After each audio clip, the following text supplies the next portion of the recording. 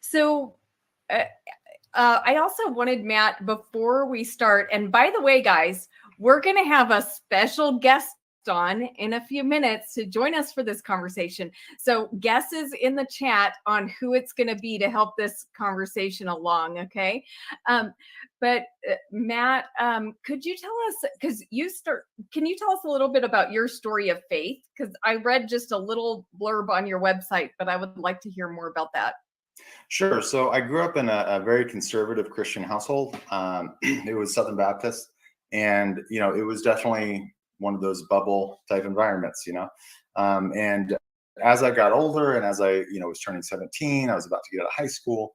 I was getting more independent to where my faith needed to not just rely on my parents, and needed to become my own.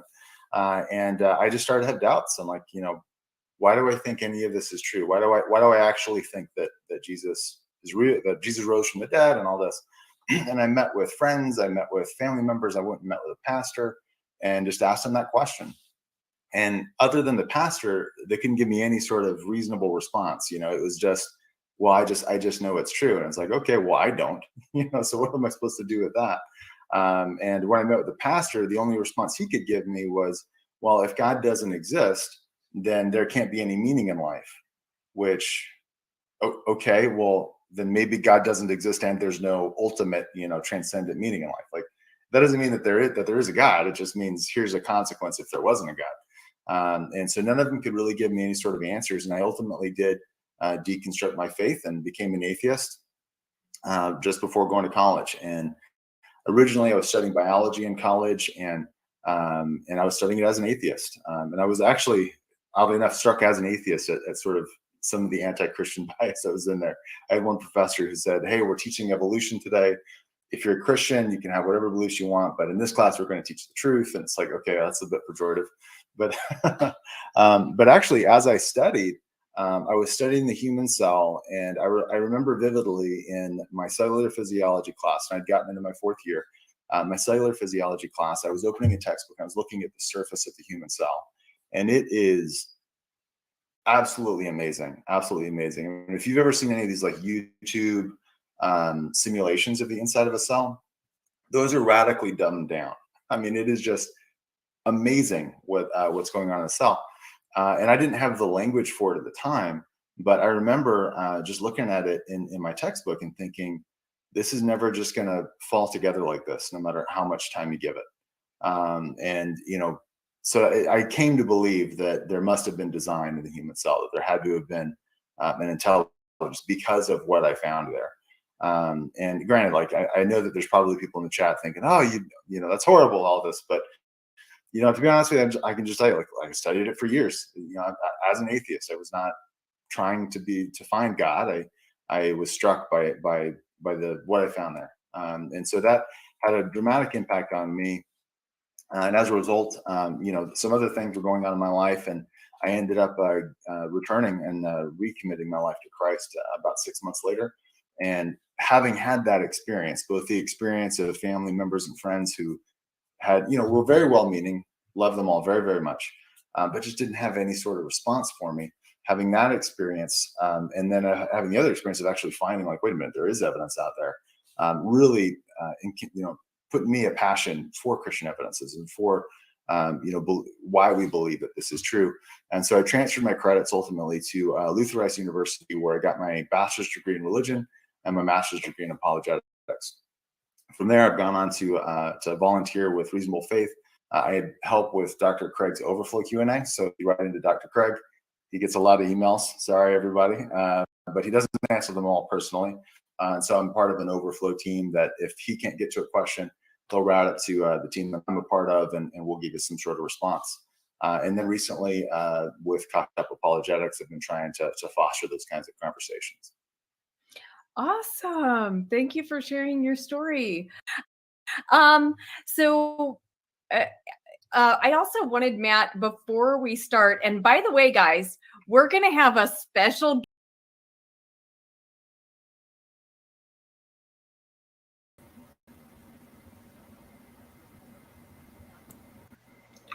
Oh, greetings. Welcome to the Evidence and Reasons for the Christian Faith video channel. I hope you enjoyed that opening. And oh my goodness, we're joined by Matt. God bless you, sir. And Jamie Russell and Testament. Emory, are you there? Yes, sir. Can you introduce yourself while I try to get certainly. So my name is Emory Moynagh. I do the In His Image YouTube channel. Haven't done too much, and also blog site. Haven't done too much with that recently. Writing a thesis for graduate school kind of eats up your whole time. But I am working on a thesis on my master's in biology. I'm looking into potential PhD programs. We'll see how that goes. But at any rate, that's a little bit about me. You can find me on most of the social medias as well as the various other platforms where you might look for that kind of information. That's where I'm at. So yeah, that's a little bit about me. And I like to hang out with people a lot smarter than me. That's why I hang out with Sal. You're too kind. Just in case anyone's curious, what's showing, I just like having the television on. It kind of makes me feel like the world is alive. There's like a world poker tournament or something there. I'm not a poker player at all. I used to be a professional blackjack player, and there's a woman in my church who was a professional poker player. So this is just so fun to hang out with fellow Christians that kind of had kind of our, slightly tainted past. But, I love the mathematics of it. That's why I was a blackjack player. My friend, she's, she's past retirement age, but she's very good at reading people. And so that had nothing to do with anything we're talking about. I was Emory, myself, Dr. John Sanford, Randy Gazula at the Institute of Creation Research. We're all interested in the topic of what Darwin called natural selection. And I'm pleased to announce that Dr. Sanford and I and Ola Hosjer, Bill Basner, our Springer reference work that retails for $1,500 is now on university shelves. Now, guys, I don't get a dime if you buy that book. Just to let you know, I appreciate your generosity if you're trying to buy the book, but I don't get a dime. We got other perks like access to free electronic books. That's how they compensated us. And I don't know, Sal. I think that's better than getting a stipend off the book. I don't know, man. That sounds pretty good to me. So Springer gave us access to tons of electronic, so if they gave us 10 of these, that's probably $15,000. So Zach X Mags ask, why is it so expensive? I think what it is because if you're making a book that is mass produced, and you have say you sell a million copies of it, the economy of scale is you sell it for $15 or $10. You'll make a killing. But if it's a reference book, especially in academia, the way that these academic shops work in the universities, why university tuition is so high? They're spending a lot of money for their libraries to collect books like this. And so the publishers realized, hey, they'll just buy books that no one reads, I'm sorry to say, and just fill their shelves with it. And it's a racket. So I'm sorry to say that even of my own publication there. I think that's a legitimate question. Why is it like $1,500? So it's also they're accounting for the amount of the skill of the authors that are involved. They want to the information that's being relayed in that in the text is not something that you can buy on any reference shelf anywhere. It's not common information. So you're paying a premium for higher level information, I guess. Now, I will say that it is a racket, and the publishers are also ripping the universities blind, but the universities are also ripping their students blind because they're paying for they're paying huge sums of tuition for essentially a bloated bureaucracy that includes a bunch of diversity, equity, and inclusion people. So there's also that. So I don't feel too bad for the universities. The only people I feel bad for are the students. So I'm going to just drop it in the link where our book is, just for your anyone's reference that's curious. Hey, but we feel like we got 15,000 either. So I dropped it. If you got $15,000 worth of reference books out of the deal, you are making bank. Yeah, but we can't resell it because it's electronic access. Well, I don't know about that. So who cares? You just got $15,000 worth of books, Sal. What are you complaining about? Yeah, so some bookworm's gonna just nerd out. He'll be in nerd heaven because he'll just feel like, oh my goodness, I'm on this treasure trove of books, and I get to read stuff like written by Salvador Cordova. It's like, okay, that's cool. So I did check my former university's bookshelves. It's on there. And awesome. The reason this was very meaningful to me is they expelled a professor for questioning Darwinism at George Mason. And now our book is there on their shelf. And we criticized Darwinism in our book, not by using any creationist material. All we did is cite evolutionary authors themselves. I said, there's no reason they need to suppress this. We tried to be as fair in quotation, quoting them in context. We went to great troubles to give references. We went the extra mile and just let some of that in context. But as we were chopping through all this, because we had like a 140-page chapter, and collectively, I and the co-authors said, I don't think that's going to fly. Let's chop it down to 70, which is still gigantic. And so a lot of stuff, a lot of material that we got from evolutionary biologists and population geneticists themselves just didn't make the final cut, just because of the constraints. So Dr. Sanford called me a few weeks ago and said, hey, Sal, why don't we put together a document? We're going to circulate it to people like Randy Gazula at ICR and anyone else who's interested. Let's just try to put together quotes that evolutionary biologists themselves have said.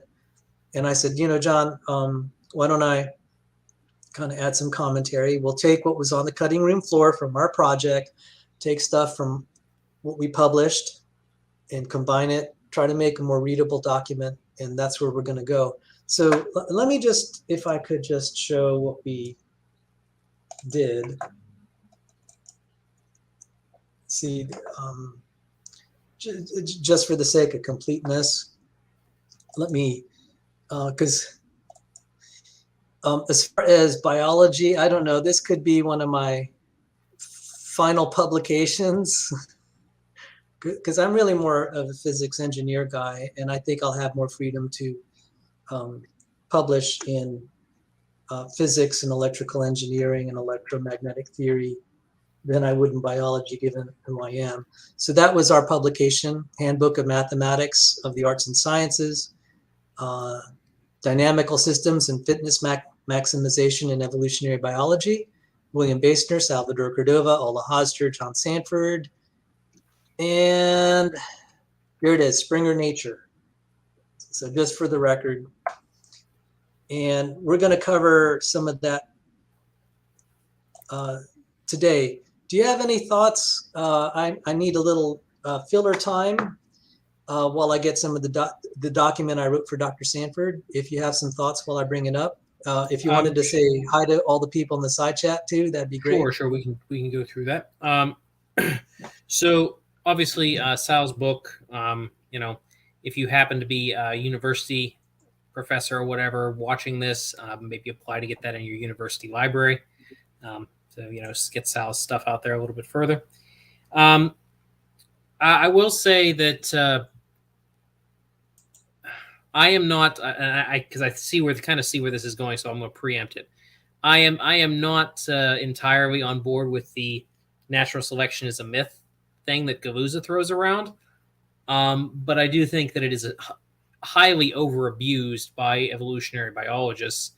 So I think Gavuza is reacting against the right line of thought. It's just I think he goes a little bit too far, and I'm definitely not in the camp of some people who say that if you believe in natural selection, you're living in sin. I've actually heard that from not just insignificant people either. That's actually from someone who has relatively decent influence in the creation community and has a DR in front of their name.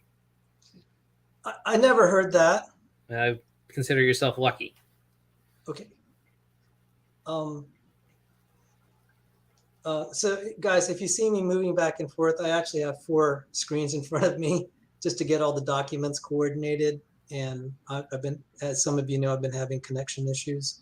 So I'm just going to kind of read through the document. And this is a draft. And this could be a chance to see you, and you guys might see Emory and I actually disagree. And that's fine. That's the process of this discussion. And I'm going to throw out some ideas. Oh, incidentally, guys, I'm going to be at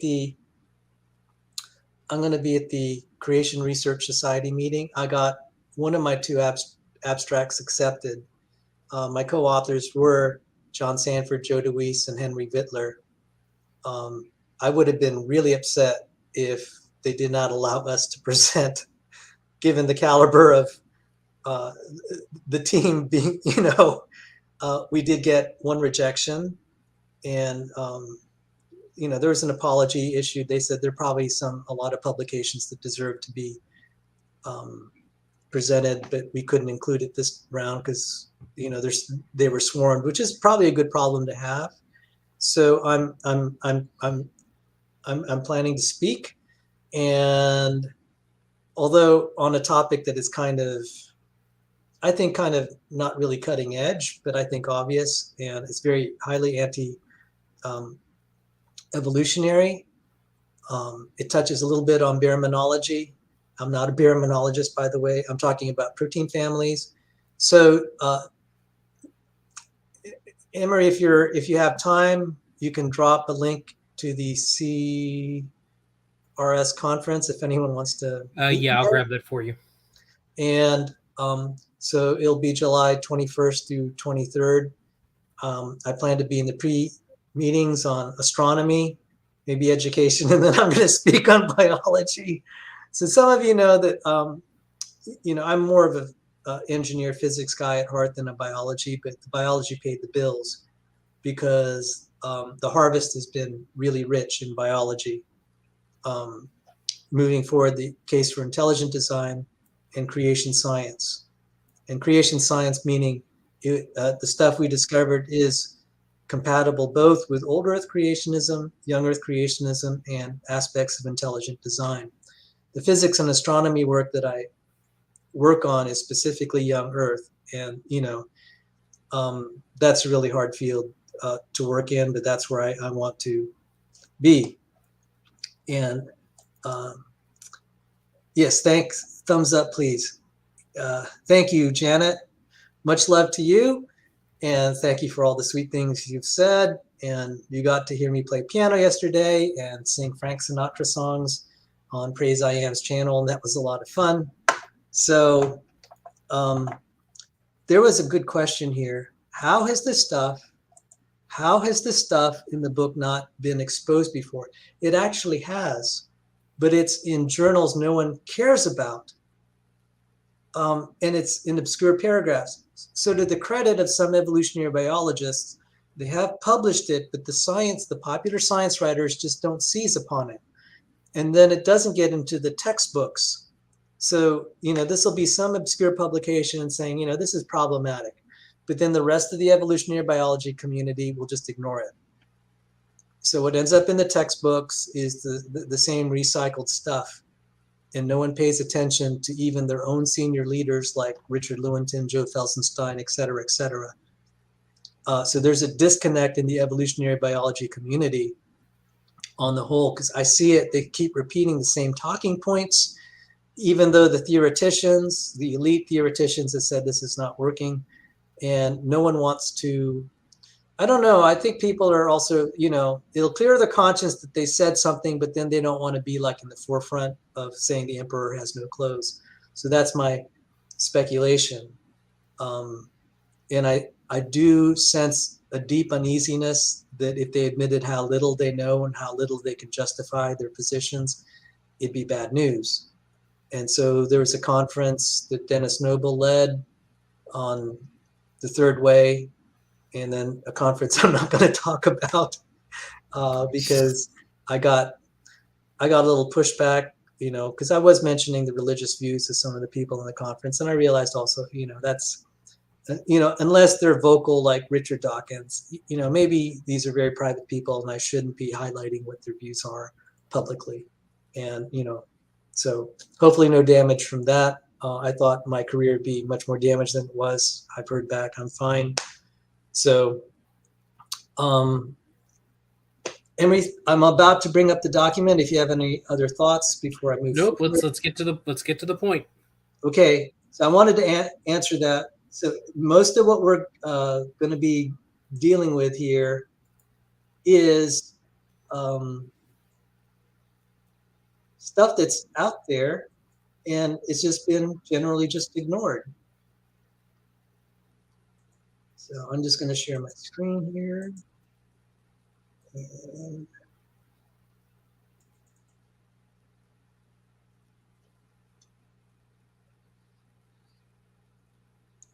forgive the slow loading. I don't know why it's taking so long. This shouldn't take that long to load. Guys, also, if the audio is bad on my part, just say something, and same for Emory.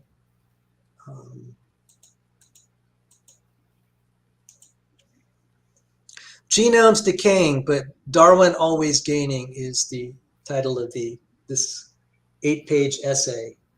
Genomes decay despite sustained fitness gains, said Richard Lenski, co-author of a 2017 paper. The phrase highlights persistent and misleading misunderstandings in evolutionary biology. All right, that's the key. That's the whole essay right there. If you have any thoughts on that. I mean, that's what I've kind of thought for a while anyways, that genomes are falling apart, and fitness gains mean basically nothing alongside that, because your genome is eventually just going to decrease and decrease and decrease because fitness is completely relative. All right, so Darwinism is based on the idea of survival of the fittest. That was actually Spencer, and then Darwin adopted it in version 6 of his Origin of Species. But if fitness is defined solely in terms of reproductive success rather than complex capabilities, then survival of the fittest does not at all imply creatures would naturally evolve toward extreme perfection and complication, to quote Darwin. In fact, the 2017 paper specifically said that as fitness gained by cells, the cells lost versatility. In other words, the cells lost complex capabilities that would have helped them thrive in a wider spectrum of environmental conditions. Let me just pause something here. What that means in basic English is that generalists don't do well in specific habitats. They're very adaptable. They can fit in a bunch of habitats, but they aren't the best at specific habitats. The specialists, the ones who have hyper-specialized down to a particular habitat, do great in that habitat compared to the generalists. So they're more fit in that habitat compared to the generalists. But if you move them to another habitat, the generalists will do better. Right. And you would want a varying environment. So we can have lots of examples of that where, like, say you have these wingless creatures that normally have the ability to fly. So they get in an environment where they can, not having wings gives them a lot of reproductive advantage. But the environment changes where it's good to have wings, they're toast. And so that's what selection can do. That's how you can have a fitness gain while destroying really good traits. That would make, you see, if you have the capability to fly, that makes you more versatile. You just may not make as many kids as your peers. Right. All right, so that wasn't objectionable. So I got Emory here. He's gonna let me know if he disagrees with something. Well, I don't disagree with that. I just try to spin that down into language that's simple and easy Sure. for everybody to understand. Well, so far we're in good agreement, and that makes me happy. The definition of fit in the formal population genetic evolutionary sense is at odds with fit in the engineering, medical, and common sense. The general public, the scientific community, general public, and seemingly many evolutionary biologists don't seem to appreciate this conflict of definitions. If you have any. Yeah, that's true. The assumption by the public is about what fitness is different than what the evolutionary biologist means by the word.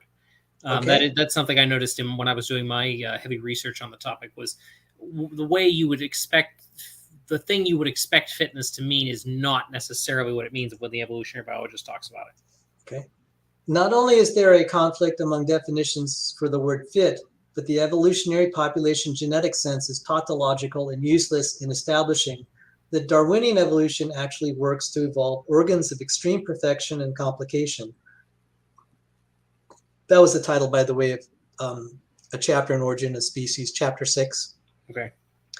And if that were not enough, even with this useless and tautological definition, population geneticists realized to their horror that there's no guarantee this sort of fitness will ever maximize. And that's going to be much later in this document. That's a nuance, but we'll just move on. And if only to make matters worse, they realized genomes could spiral into decay and populations self-destruct into extinction. Self-destruct. Yes, that's something that the conservationists are aware of, where they'll go into what's called an extinction vortex, where everything just gets worse and worse and worse and spirals down into oblivion. Okay, so below is a collection of quotations by evolutionary biologists themselves that highlight the aforementioned problems. The quotations are in red and commentary in black.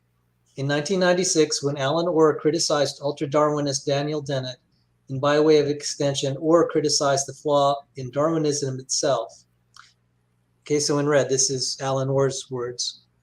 Dennett is fond of speaking of selection as leading organisms through design space. Whoa.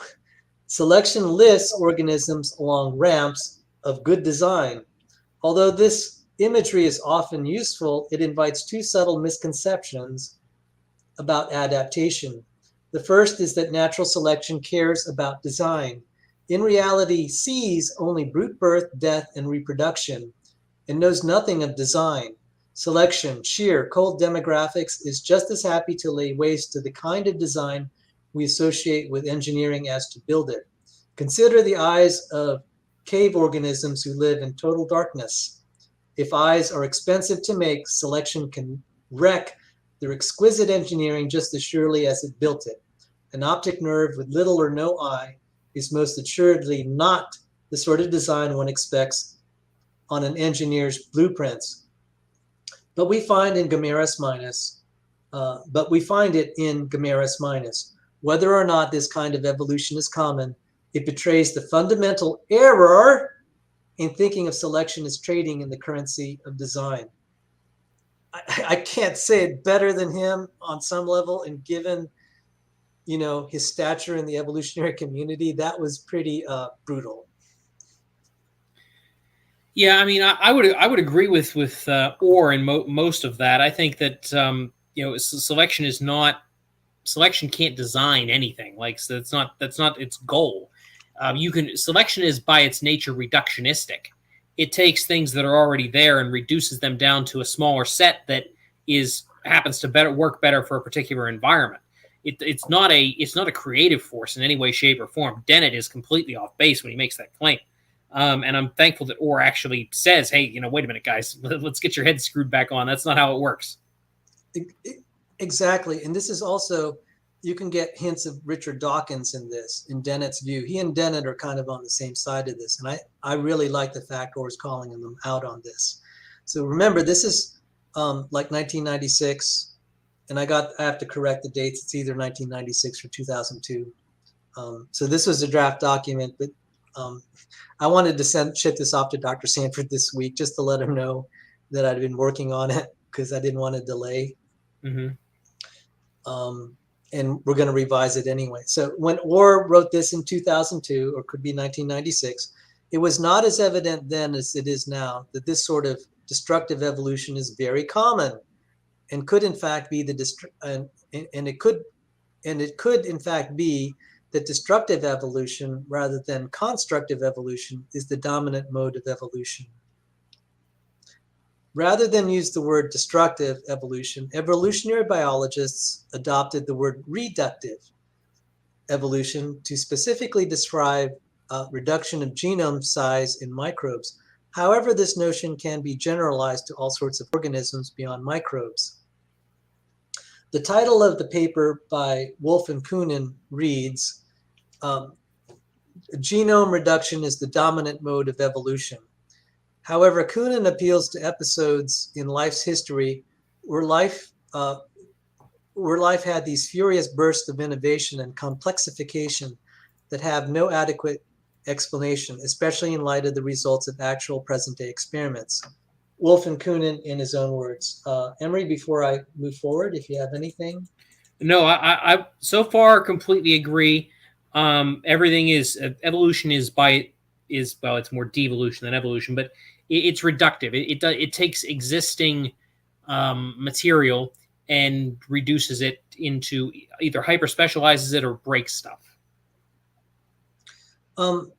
If I may pause here, I'm just going to I forgot to introduce why I started the first 5 minutes with that show from Rebekah's Bread of Life channel. I usually try to have like 5 minutes or a few minutes just to get the stream going, and that starts sending all the alert notifications across the net so viewers can jump in. But I figured a good, so it's really kind of a filler and something that also just has to be a place marker to let people kind of gather in the auditorium, so to speak. But that particular testimony really hit home to me. I can already see that the gentleman there doesn't share my views about the chronology of the Earth, and I think he works for Dr. Craig, and I'd presume that's William Lane Craig? That would be William Lane Craig of Reasonable Faith, yes. Okay.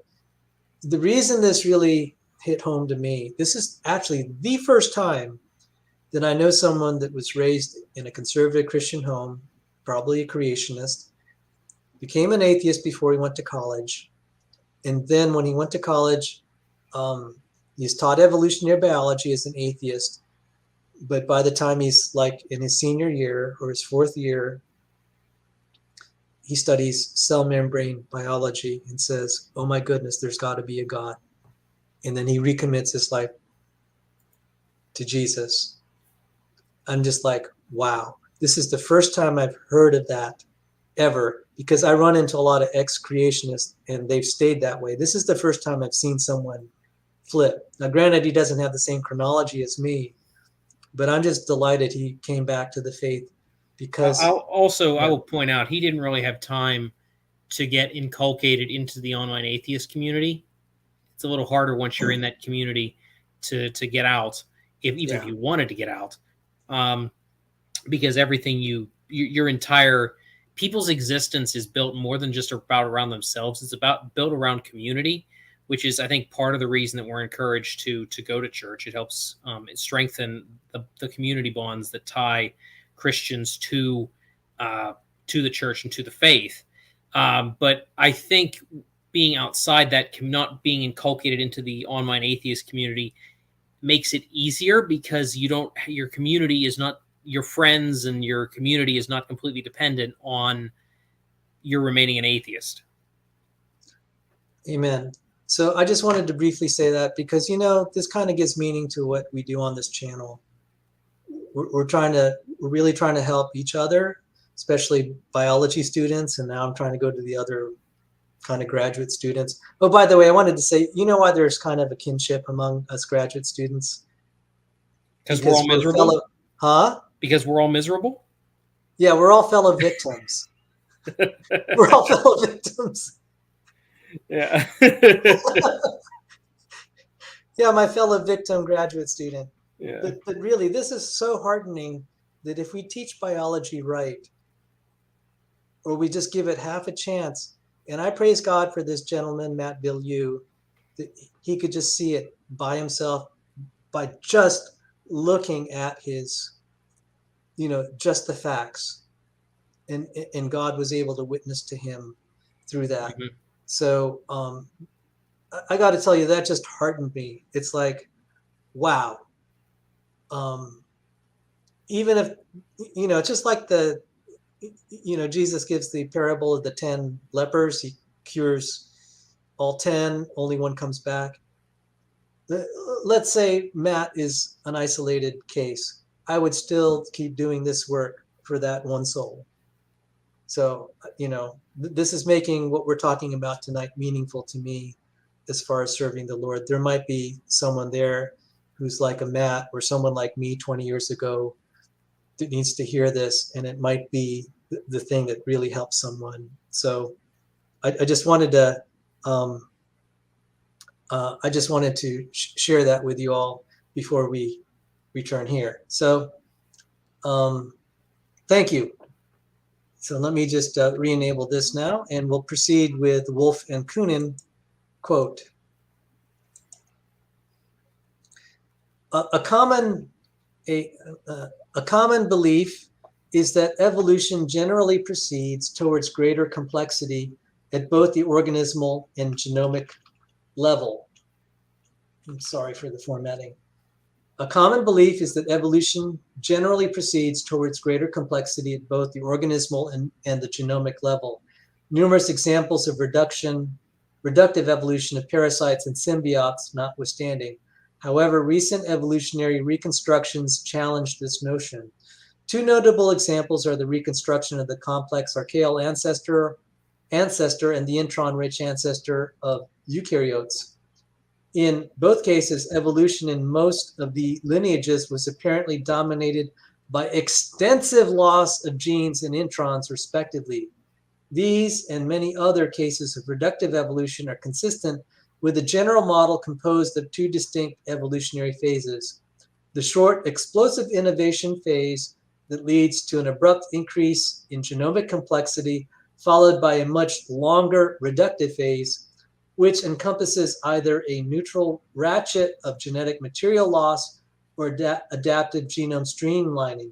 Quantitatively,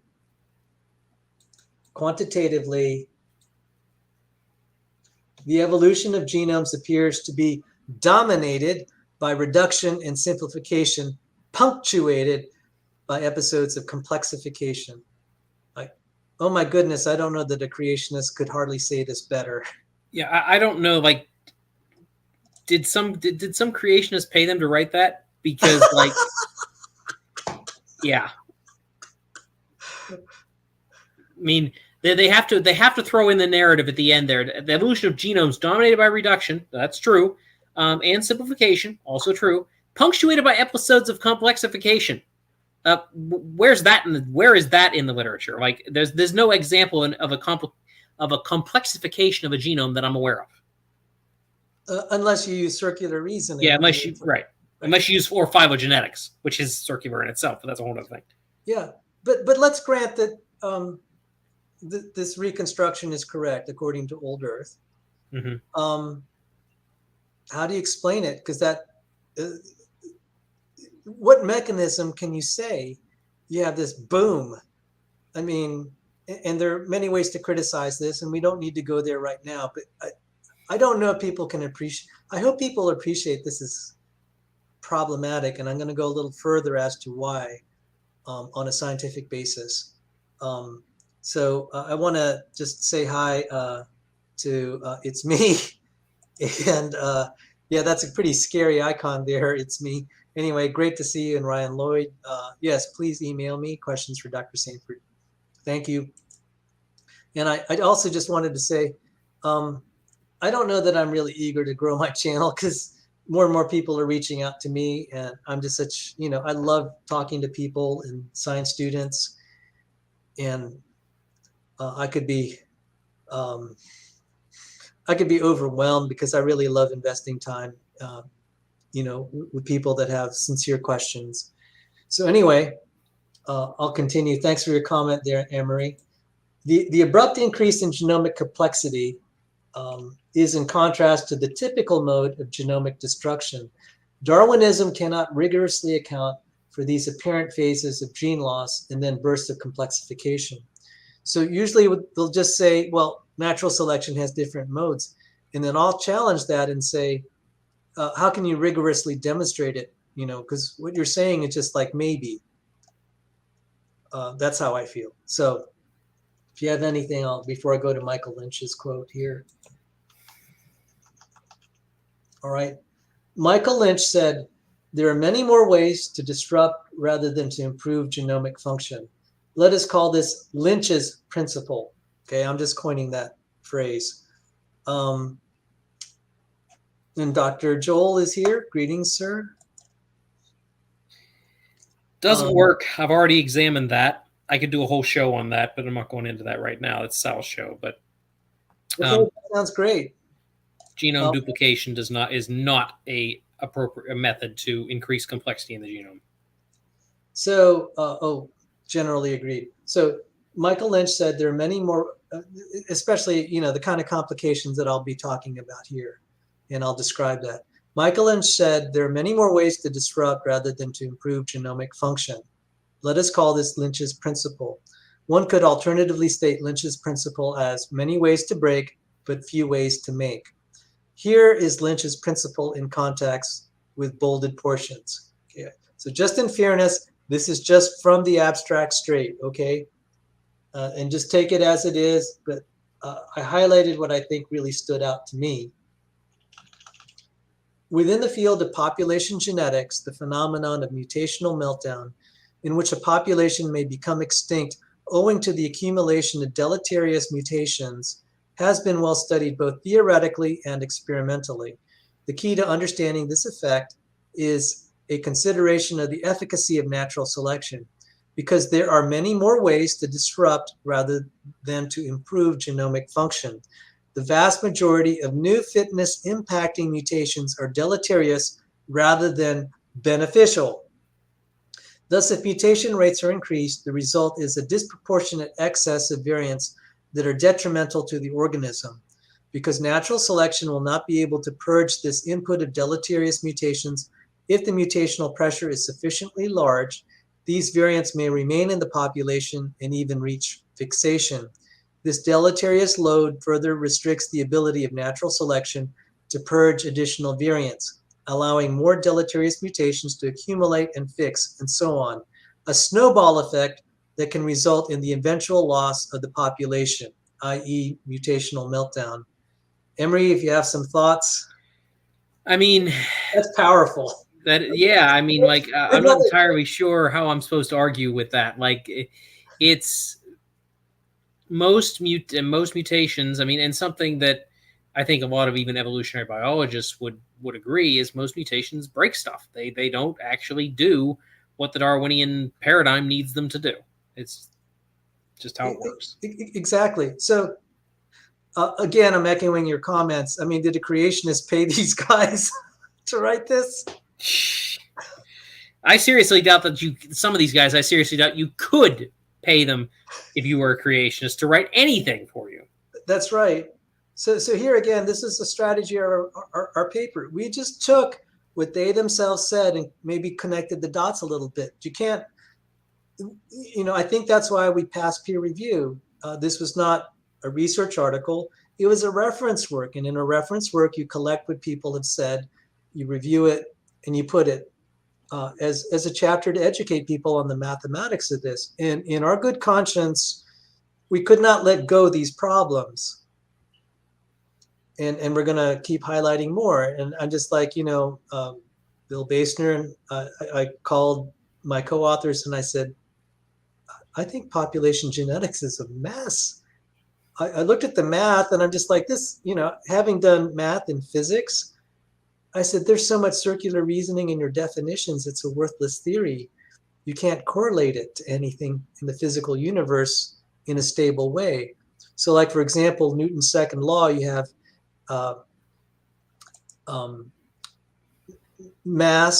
force equals mass times acceleration. And so the idea of something stable, like say an object that's not losing mass, for example, like a, you could say a stone or whatever, or some object flying. You want that quantity to kind of be stable throughout the evolution of its trajectory. But this whole thing of fitness is just so unstable. The environment changes, suddenly your fitness equations are just way off. And one thing that's embedded in fitness equations, a lot of them, they invoke constancy throughout evolution. I've said, that's ridiculous. You just have an environmental change. You don't even need a mutation. You just have an environmental change, and those equations are just, they're just totally invalid. All bets are off. And Richard Lewontin noted that in something called density-dependent selection. If you just change the initial density of the alleles in a population, you get different fitness coefficients, selection coefficients. That's really bad. Yep, that's a mathematical nightmare. Yeah, and you can't prove what you're trying to prove, and I'm going to get to that. So far, I haven't quoted really any creationist literature. You're getting this from the evolutionary biologists themselves, and that's why Dr. Sanford wanted me to put this together. And so let me read. So Lynch, and I have to point this out, Lynch unfortunately uses the words beneficial and deleterious, which in the evolutionary sense does not necessarily correlate with complexity, since many beneficial mutations are in fact loss of complexity. Michael Behe demonstrated that. By the way, I didn't bother putting all the references. As I submitted this to Dr. Sanford, I was going to have him have a look at it. If he likes the text, then I'll put in the references afterward, because that's the pain. Having written a few of those, yes. Yes. Especially if you have a policy where you cite a paper with 100 co-authors and you have to list all of them. Anyway, nevertheless, his statements are in the right direction, albeit missing the mark slightly. So I think he's in the right direction. Wasn't quite there, but generally the right direction. Lynch's principle inspires an informal qualitative definition of complexity that defines complexity as the number of ways a functional system can be broken. For example, a mousetrap has fewer parts to achieve its operation versus a space shuttle. As something is more complex, the number of ways a functional system can be broken increases. For example, we can objectively say a space shuttle is more complex than a paper airplane. Also, a space shuttle has many more complex capabilities to enable it to be versatile in a wider variety of environments.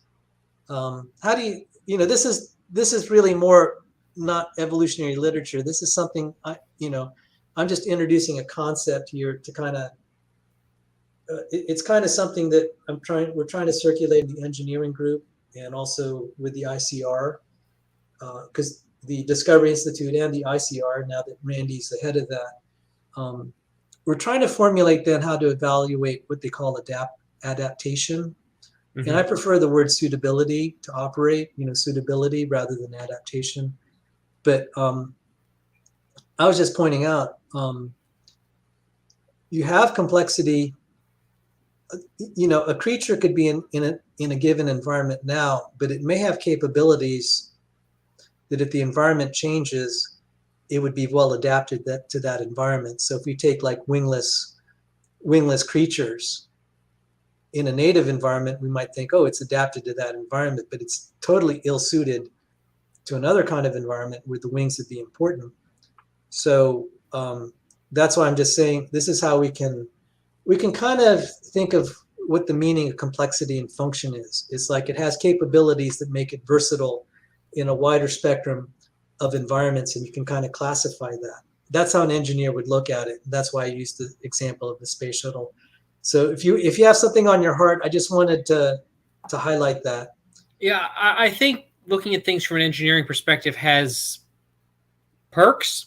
But I think it is a bit of a risk to assume that just because something is designed, it's going to have more capabilities than if it's not designed. And the reason I say this is, well, I guess I rephrase that everything that is designed is going to have the same amount of capabilities. And I think this is part of where Galuza gets a little bit off the rails. And I've criticized Galuza's ideas on my podcast before, which, by the way, Dr. Galuza, don't put my views on Sal. Just because I'm saying something does not mean Sal agrees with me. B, if you don't like what I have to say, at least one person, maybe two on your staff have my email. Shoot me an email. Come on my podcast. I'll be glad to have you. We can talk about it. Okay, I'm putting that out there right now. I want diverse views. I want people to be proposing new ideas. I don't have to agree with them, but I want them to be proposed. Right, and I want them to go through peer review, and I want them to go through the process, because that's how science is supposed to work. You take these ideas, you throw them through peer review, throw them through the meat grinder, realistically, and whatever comes out the other side is something that might be useful. So I think this is part of where Dr. Galuza gets off the track, is he assumes that all design is going to have this multiplicity of adaptability, or what was the word you used for it? So suitability. Suitability to different. Right. And see, I don't think it necessarily does. If I design, oh goodness sakes, let me see, what can I design here? I design a machine. If I design a robot that is designed for carrying bricks from the truck to the building site, for example, and this is a far-fetched example, because as far as I know, nothing does this. But if I did that, that machine might be great at carrying bricks. It might do terrible carrying lumber, right? So just because I designed it, it's designed for a specific task.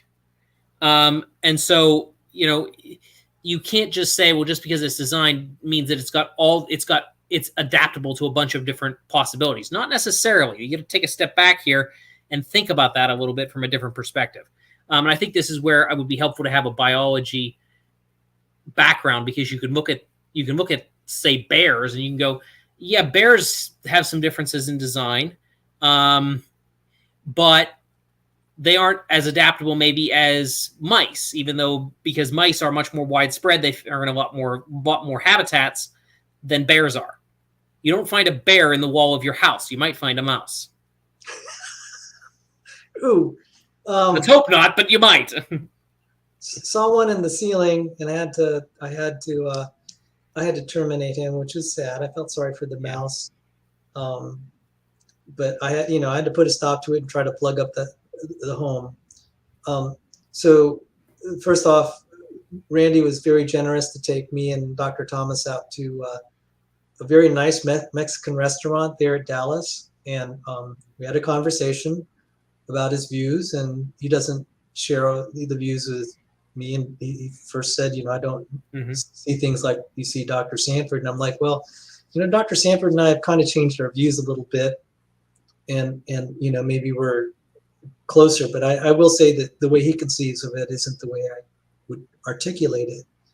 And so we had an open conversation. I don't think this is too private, because this is the conversation we're going to be forced to have among all of us at some point, because the engineers at the Discovery Institute, which thankfully are meeting, they have a Discovery Institute in Dallas, a satellite campus, and there are also these Zoom conference calls between us talking about,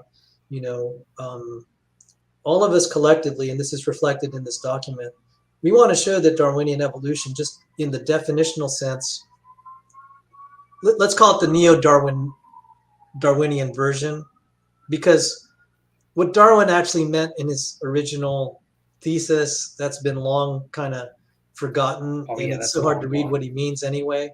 But I'm talking about kind of like the Dennett version, or the Dawkins version, or the population genetic version. So lest I be accused, go on. Interesting thing, I was actually reading Ernst Mayer's What Evolution Is today. I know, weird reading for a Sunday. But I was reading that, and Mayer just absolutely execrates anybody who believes that the gene is the unit of selection. Like, he is just flat out furious with these people, and I would agree, because I think it's dumpster fire level logic. But it's interesting because the evolutionists themselves fight about what selection is even selecting on. And I think this is part of the reason why Dr. Galuza is right in saying that, yeah, the evolutionists have an issue with selection. And it's not real clear what they're trying to teach because they disagree so much among themselves. And this is part of the reason why it's so easy for Sal to find these kind of quotes where they're dunking because they're dunking on each other. Yeah. Yeah. Correction, progression. I want to invite you to our channel. Thank you for joining the discussion. And this, this channel really does cater to nerds. And I think that's why we don't have a lot of flame warring, because I try to keep it to a scholarly discussion. The moment I put like a Bible study on here, it just starts a flame war. But when we talk about nerd topics, people are calm. So welcome to the channel. And let me just read what he had to say. He said, I don't necessarily think Darwinian evolution has anything to do with increasing complexity of organisms over time. That seems to fit alternative theories of evolution better. So I just want to point to Origin of Species, chapter 6, organs of extreme perfection and complexification. So there is the idea proposed by Darwin himself that natural selection will lead to these organs of extreme perfection and complexification. Complication. He uses the word complication.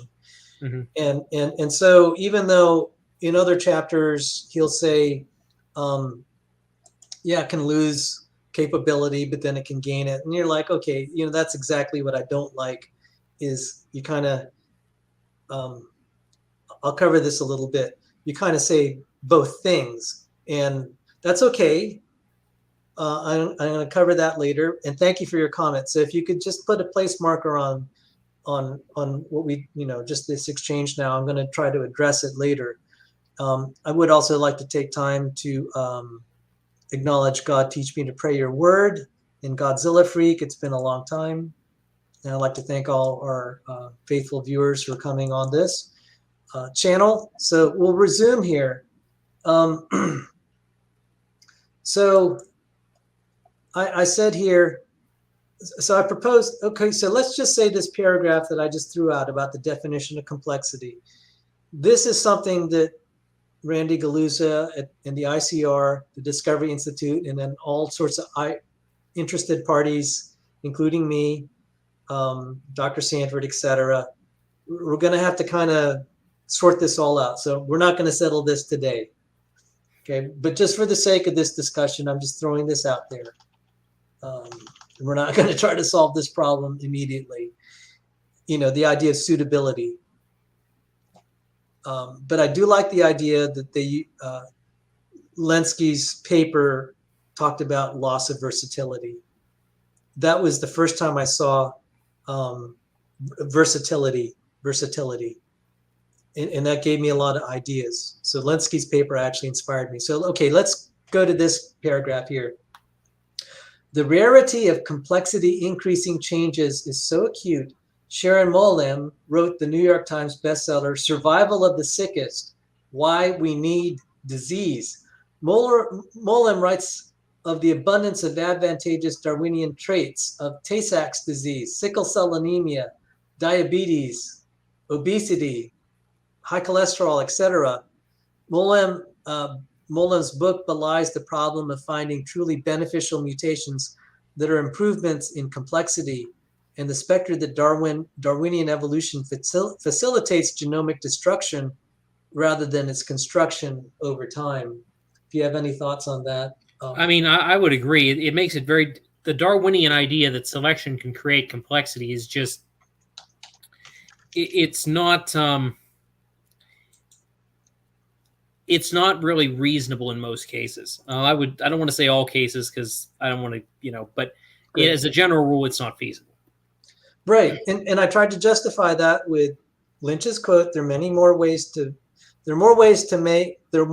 break than to make. More ways to break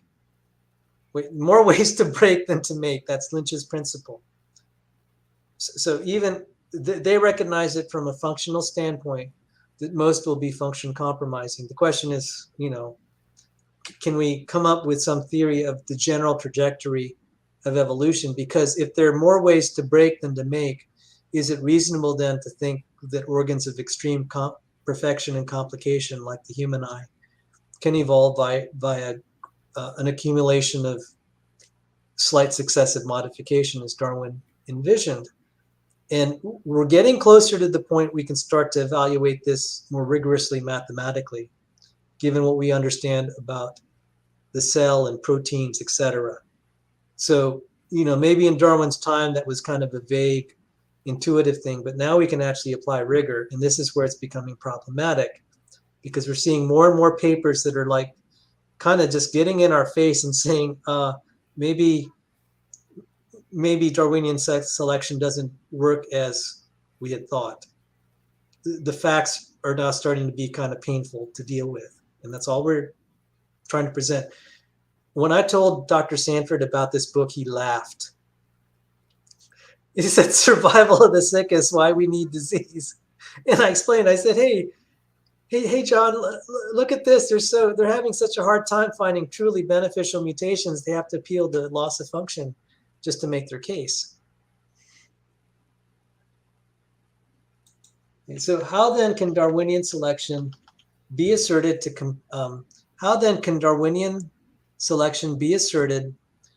to create complexity if it is not correlated with increase in complexity only by faith and certainly not by any direct evidence?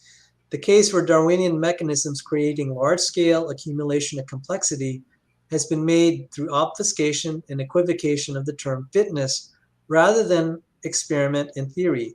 The Lenski 2017 paper unwittingly highlights the illegitimate equivocation by evolutionary biologists of the idea of beneficial mutation with complexity increasing mutations. And I'm sorry for the clumsy prose, but maybe you can kind of uncoil that. And if you have any suggestions how I can improve that, certainly welcome. Yeah, that prose is a little thick there, Sal. Okay.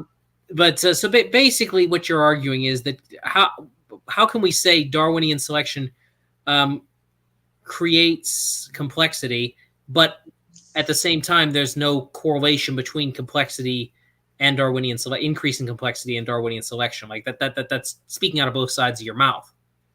You can't say that, oh well, Darwinian selection can create complexity, but oh, by the way, there's no correlation between creation of complexity and Darwinian selection. Those things don't work. You got to pick one. They're contradictory statements. So correction progression says here we have plausible explanations for how complex organs like the human eye evolved through many types of eyes in nature. Sure, there is no one perfect eye. I appreciate the comment, and that reflects the common view, but our group is contesting that vigorously, and that's worth the discussion in itself. Yeah, that's a whole nother discussion. Yeah, no, you bring, and I apologize we can't deal with it here, but suffice to say, the physicist view, such as William Bialek, or I call him Bialek, and I'm sorry, Dr. Bialek, if I call you Bialek rather than Bialek. It's just a habit at this point. He said more perfect than we imagined as he described things like eyes, optical systems. Engineers they're the most qualified to evaluate the ability of optical systems. And evolutionary biologists have long been saying the human eye is just terribly designed. The physicist weighed in and said, no, you got to stop there. You don't know what you're talking about. Mm-hmm. This is something we covered in our paper. We cited, I was the one that was adamant and said we need to include Bialek's work here. He's an evolutionist for sure, but he said biology operates at the extreme limits of physics, which you can't do any better than the way biology's put together, dare I say, designed by God. For some of the organizing principles there, you could see it's totally optimal. And Jerry Coyne wrote the book, Why Evolution is True, and he cited the eye as bad design. He couldn't have been more wrong. The physicist just savaged him on that in a nice way. But, and I was sharing, like, for example, the waveguides that are in the backward retina. I ran that by an electrical engineer who builds waveguides. He was like, wow, Sal, that is just almost beyond comprehension how well that has to be put together, because I build waveguides. I mean, the amount of precision you need, you don't have tolerance for getting it wrong. It's just going to fail. So there, again, this theme of many ways to break, few ways to make. But I thank you for that comment. And Dr. Joel, thank you for your comment. And we're just going to keep moving on here. Lenski, okay, this is another funny thing. And at the time, it was a sore spot. Lenski developed and promoted. Go on. So can you drop the pinned comment? Because we can't see the screen when you've got the pinned comment up. It takes up about half the document. Oh, sorry. It's okay. Okay, Lenski developed and promoted a computational model called Avita. He did that with someone named Adami. So Lenski was like a middle co-author, not the lead author. Mm-hmm. But anyway, his name was on this. He developed and promoted a computational model called Avita that purports to show how Darwinian processes can accumulate complexity over time. Unfortunately for Lenski, his own promotion of the imaginary Avita world was contradicted by his own experiments. Worse for Lenski, other experiments and direct observations in the field have shown that his Avita program was rooted in wishful thinking, not observable events. I haven't put the citations there. And again, because this is a draft document, but I would cite Behe's essay in the Biology Quarterly Review. And I got to point out, well, people will say, well, he's an ID proponent. Just let me point this out. If you're a known ID proponent and something like the Biology Quarterly Review says, this is just too good, we got to let it pass. That gives you the strength of his argument, because to be able to have accomplished that, you got to be right, and like really, really right. Mm-hmm. And I think the editors were like, we may not like ID, but in good conscience, we can't put a lid on this. And Behe's argument was the vast majority of what we call beneficial mutations are functional losses. Mm-hmm. And that was just, I was just like, I couldn't believe that the creationists were not seizing on this. People are talking about Behe and Snoke and the disulfide bond evolution. This paper was a big deal. And it's only now that it's starting to emerge now in our arguments. And I'm just like, yeah, it's taking you about a decade. You're about 15 years behind the ball, so to speak. Yeah. But it's becoming just brutally evident now. And so I'm just saying, I haven't put citations in there, but I would cite this, but then there are more and more papers to this effect, not the least of which is Lenski's own paper that says the genome decays, but fitness gains. Mm-hmm. So if you have some thoughts, and then no, I would agree with what you just said there. If you if you have functional fitness, if you have fitness gains, something, and I think the reason that a lot of people don't understand this is because they don't understand that fitness is relative, not absolute. I mean, there is supposed to be a way to calculate absolute fitness. I've not played around with that enough to actually know whether that works or how well that works. But what you see in the literature is relative fitness values, not absolute fitness values. No, I'll tell you how to calculate it. I'm glad we brought this up, because this was in our paper, and I want to acknowledge Dr. Joe Felsenstein, who coached me on this. I think now he's kind of regretting he taught me so much population genetics. So there are. I pointed this out in another paper. Maybe I need to insert it in here.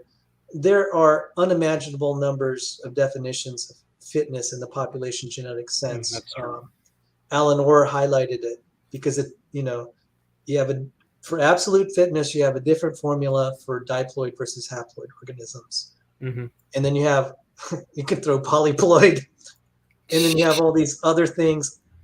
And it was, that ended up on the cutting floor paper, and I maybe need to insert it. In fact, I'm going to put a note here for myself. Maybe I'll put it in red.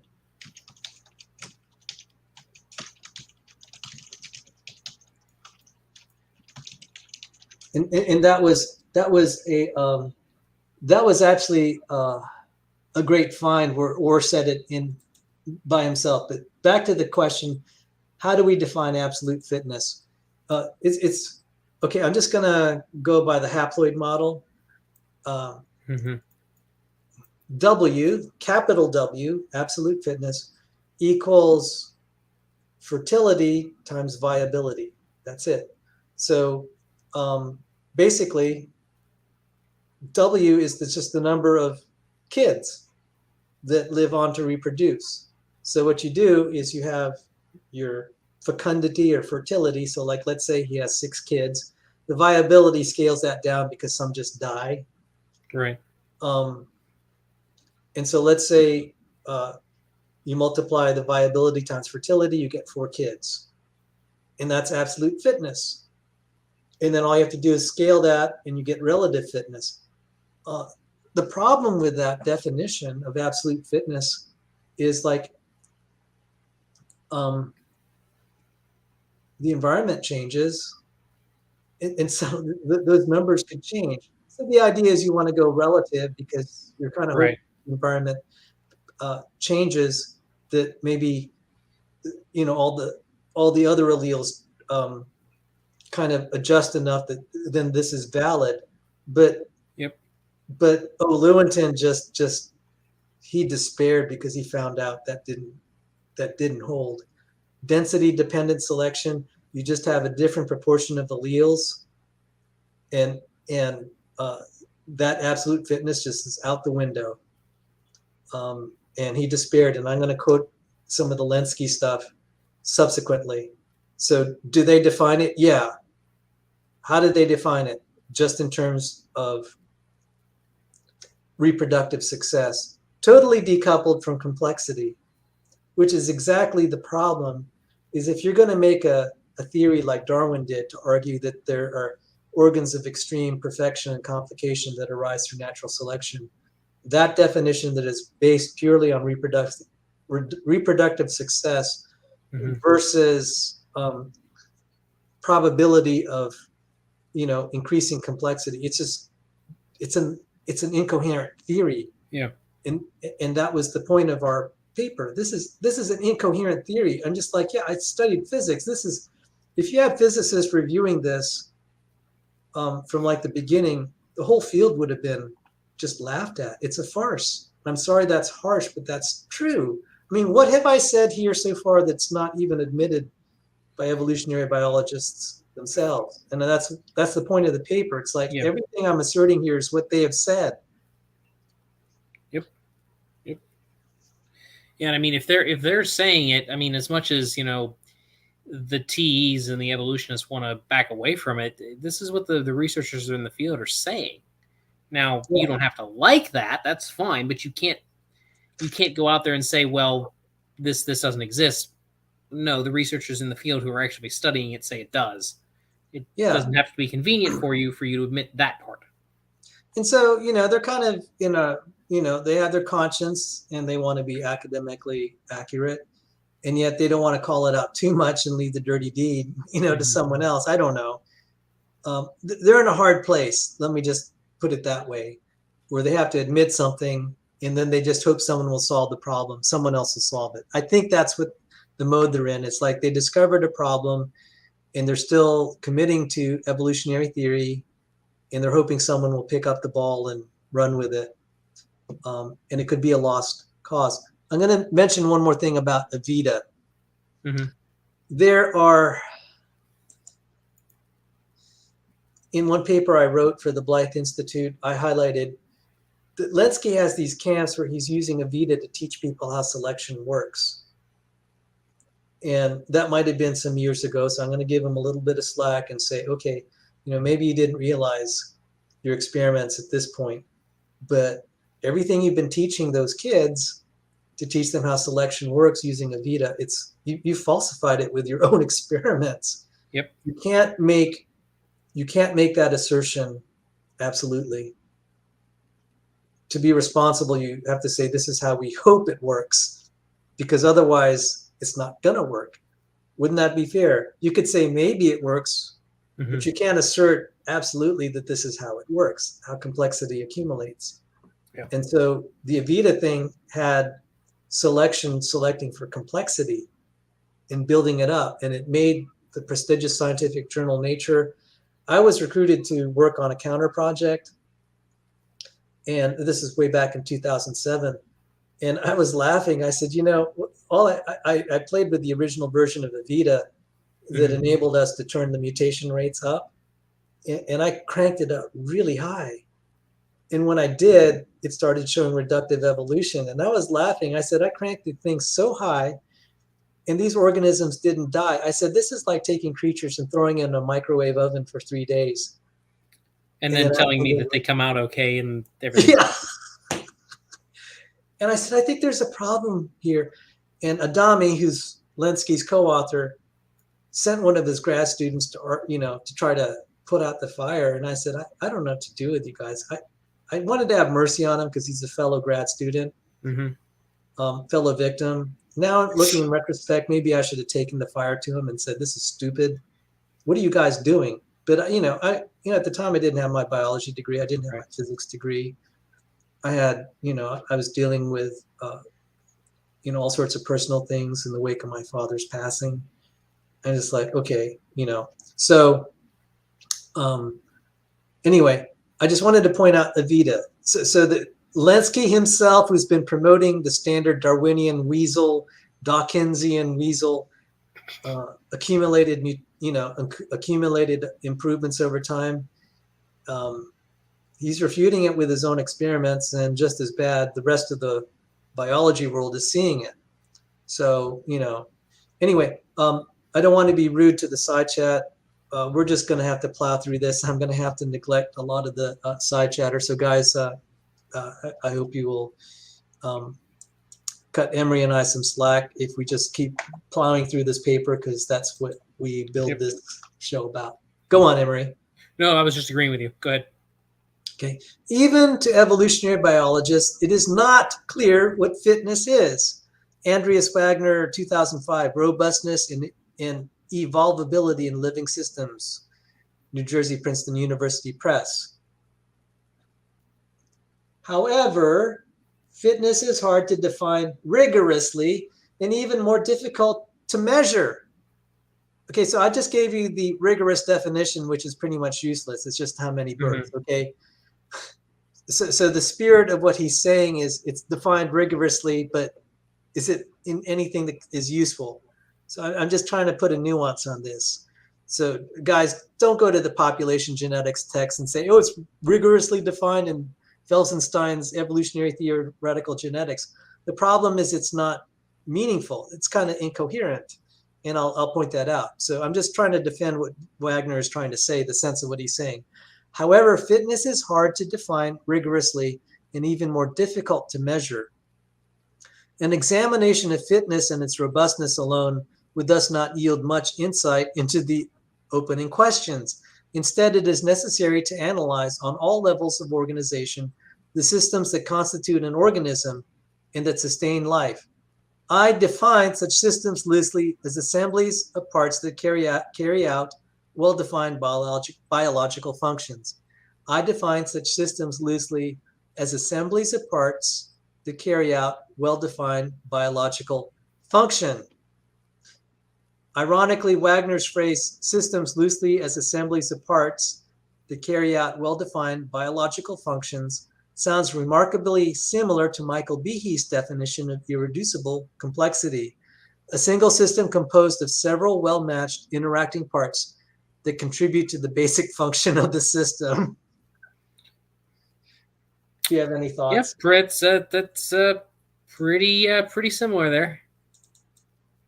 Okay, so people say, well, who's Andreas Wagner? Okay, here's Richard Lewontin, 2003. And I wanted to do a show on Richard Lewontin. The four complications this is one of his last papers, by the way, that I know of. Four complications in understanding the evolutionary process, Santa Fe Bulletin 2003, Bulletin 18.1. He said, and this is Richard Lewontin, he said, it's not entirely clear what fitness is. All right, there you go. It's not entirely clear what fitness is. And he was one of the pioneers of neo-Darwinian evolution. So now I'll read him in context here. Lewontin's above quote in context shows just how bad the confusion is. The difficulties of the concept of fitness are unfortunately much deeper than the problem of frequency and density dependence. I mentioned that in passing about density dependent selection. The difficulties of the concept of fitness are unfortunately much deeper than the problem of frequency and density dependence. The problem is that it is not entirely clear what fitness is. Darwin took the metaphorical sense of fitness literally. The natural properties of different types resulted in their differential fit into the environment in which they lived. The better the fit to the environment, the more likely they were to survive, and the greater their rate of reproduction. This differential rate of reproduction would then result in a change of abundance of different types. In modern evolutionary theory, however, fitness is no longer a characterization of the relation of the organism to the environment that leads to reproductive consequences, but is meant to be a quantitative expression of the differential reproductive schedules themselves. Again, W equals FA times VA, just the number of kids, right? So that's consistent with Felsenstein's textbook. How then are we to assign relative fitnesses of types based solely on their properties of reproduction? But if we cannot do that, what does it mean to say that a type with one set of natural properties is more reproductively fit than another? This problem has led some theorists to equate fitness with outcome. If a type increases in a population, then it is, by definition, more fit. But this suffers from two difficulties. First, it does not distinguish random changes in the frequencies in finite populations from changes that are a consequence of different biological properties. Finally, it destroys any use of differential fitness as an explanation of change. It simply affirms that types change in frequency, but we already knew that. And let me just back up just a little bit on that. Let's see, I'm sorry about the way WordPress, my MS Word handles this. So first, it does not distinguish random changes in frequencies in populations from changes that are a consequence of different biological properties. So I know this was thick. I think R.H. Brady is going to be a little bit more on point. But if you have some thoughts, my poor voice is starting to quit. Oh no, that's fine. I don't have anything to add in particular here, other than to point out that maybe we need to reserve finishing this for another night, because my voice is not doing amazing tonight either. So yeah, so I want to thank the readers. Can I get to R.H. Brady's quote? Let's do Brady, because I know Brady, so let's do Brady and we'll go from there. Yes, for those who've been following this channel, Emory and I were doing 2-hour sessions. We did like 5.5 of them. 5.5 over the course of a week on R.H. Brady's paper. Mm-hmm. We really like R.H. Brady. And that contributed a lot to my personal, why I'm just so emphatic about this problem in evolutionary biology. So R.H. Brady pointed out, the operational forms of the concepts of adaptation and fitness turn out to be too indeterminate to be seriously tested. And Brady points out further absurdities in evolutionary biology. And this is Brady again. Anything in red is the evolutionary biologists or authors in their own words. Take, for example, the satirical German folk saying, which claims that if the cock crows on a manure pile, it will rain, or it won't. Okay, so I'm just going to read that again. Take, for example, the satirical German folk saying, which claims that if the cock crows on the manure pile, it will rain or it won't. What does this really say about experience? Will anything be different if the cock crows? The two sides of the proposition are distinct, but the second part does not specify any observations, for it is simply too broad. One can neither apply nor test the statement, for it fails to specify any particular result. And I point out from my gambling days, to elaborate the problem more precisely, if I said one could win or lose in the game of dice, specifically playing the pass line in craps, but that's neither here nor there. If I said one could win or lose in the game of dice, that would be a statement that is not experimentally testable, as every outcome is accounted for. However, if one said there is a 49.3% chance of winning at the game of dice, that is a testable hypothesis that can be experimentally demonstrated by a large number of trials in accordance with the law of large numbers. So there is a way to frame the selection argument and whether organs of extreme complication, perfection and complication can evolve. You can't just say maybe the complexity will improve or it won't. That's a useless statement. And I just have to laugh that R.H. Brady is comparing evolutionary biology to a bird on a dung pile. I'm sorry. That's just too funny. But if you said, okay, the odds are that it'll rain or not rain are based on percentages, now it is a falsifiable hypothesis. It's testable. But any of these vague appeals, when I talk to defenders of natural selection, they'll just say, well, the way evolution works, it could or it couldn't. And I said, that's exactly the problem, is you can't test it. The question is, Origins of Species, Chapter 6, will it evolve? What are the odds that it will evolve organs of extreme perfection and complication like the eye? You need to put numbers to this. You need to put numbers as to what sort of selection pressures will exist to deal with the mutations that will start to construct this. And you can't just do these silly computer simulations and say, oh, look at all these successive steps. You have to take the actual biological reality and analyze it and then make your model, because Lansky himself was doing kind of the same thing. Oh, look at my Avita program. Look at how it shows complexity can increase. And it ended up being a fantasy. His own experiments refuted the premise of his, his much vaunted Avita program. So yeah, we can continue this later. And, this is pretty savage, I think, for evolutionary theory. I hope you liked it, Emory. Yeah, I think that there's certainly some potential here. I'm going to be interested when we get to the conclusion to see what conclusion is reached. So don't tell me. I'll let the audience be surprised. I think some of the, a lot of the earlier pages was just to kind of build a foundation for the conclusion, because the conclusion is actually just going to be quotes by evolutionists themselves, and you'll see it. And you can't accuse us of being quote mining, because I've laid it out here from theory, and it's like you can't run away from. I mean, this gives you a way to interpret the things we'll quote later. I mean, I haven't quoted any, I haven't been quoting any theology or creationist literature. This is evolutionary biology. And this is what I found.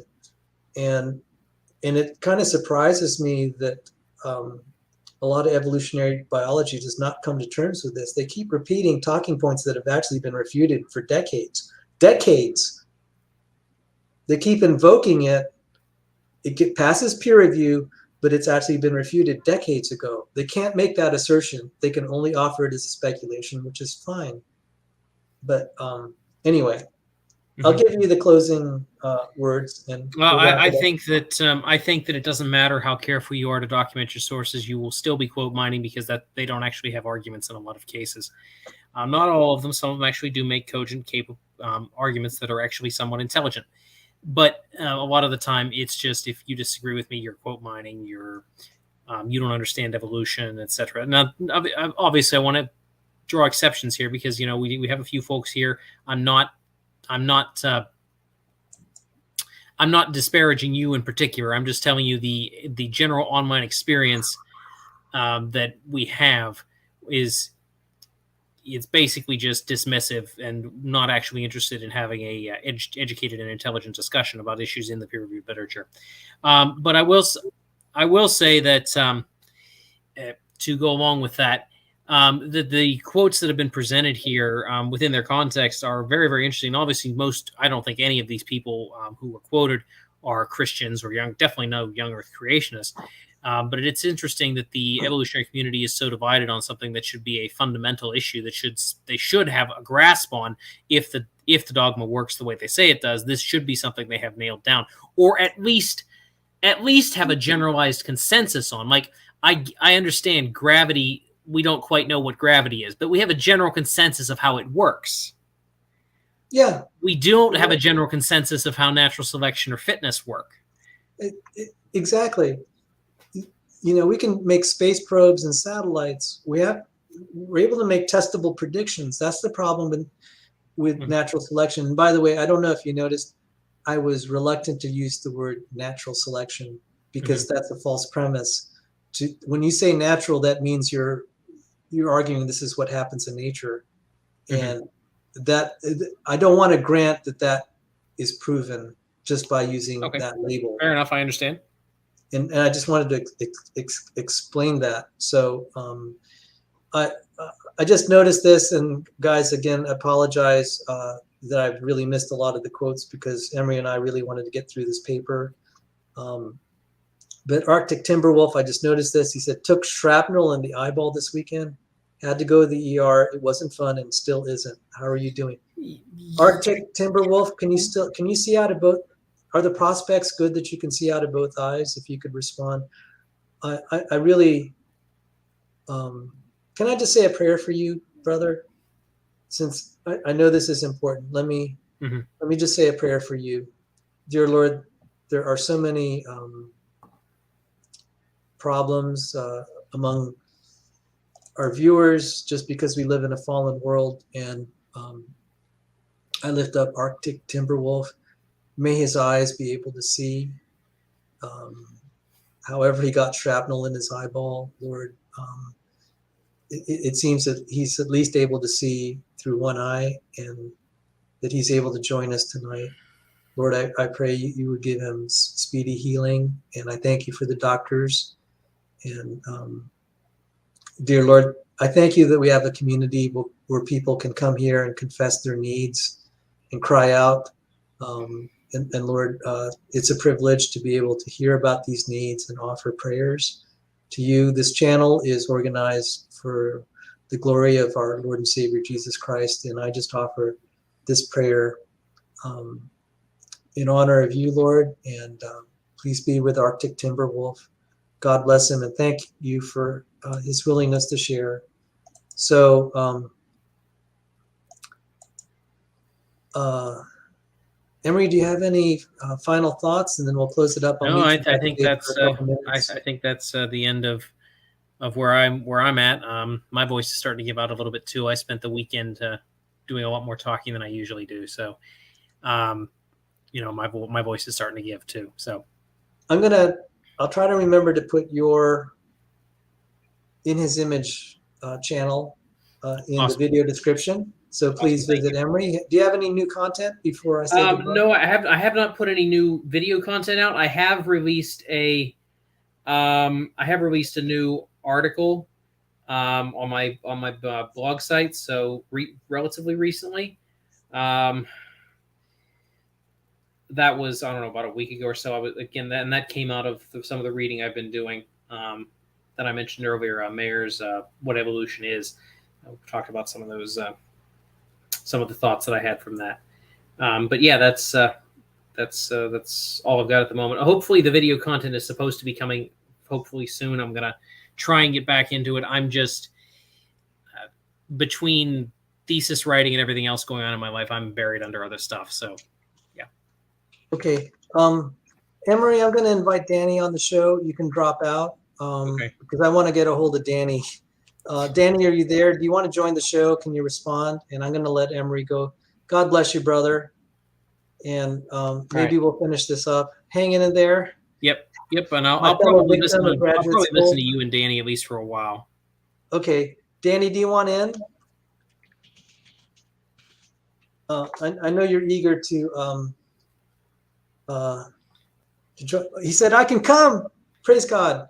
Yeah, I haven't heard Danny philosophize about everything under the sun in a long time now. So we got a good document for you, Danny. You can fight those evolutionists about their incoherency, and you're an atheist. That even makes it better. And I just want to say, Arctic Timberwolf, God bless you. We'll be praying. Praise the Lord. You could still see out of both eyes. And if I may ask, how did you get shrapnel? Was it an explosion of sorts? he just answered that question, Sal. Oh, what was it? It's he says flint napping stone. I didn't have side shields on my glasses. Man. Yikes. Yeah. Anyway, so I'm gonna drop and let drop Danny in, and I'll probably listen to y'all as y'all have. Okay. Go on. So have a great night, everybody. Take care. All right, Danny. I'm trying to I'm trying like crazy to get you in. Let's see if I have your old email. Okay, Danny, just to prevent bombing, do you have my email at, let me see if you have my email. I'm going to search.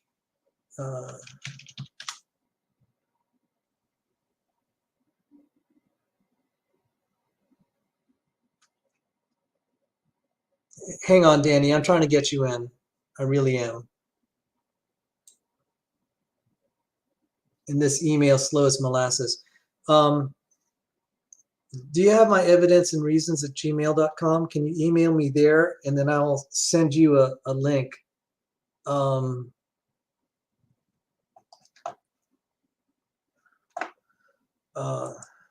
me send you a link, brother. Hang on. Can you email me at evidenceandreasons@gmail.com, and I'm going to email you back. I kind of recognize your email because this document I've been writing with Dr. Sanford, it is extracted a little bit from a peer publication, a reference work that's on university library shelves, but we extracted out all the mathiness of it. So Danny, I'm looking for your email right now. Can you send it? All right, I'm looking.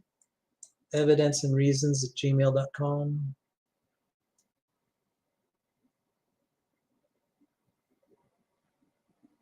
And my email slow as molasses. It's saying it's loading.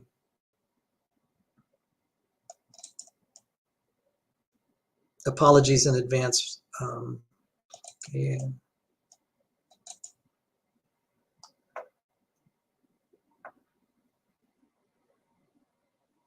Okay, it's saying it sees something. Oh yeah, I read the email. Hang on, brother.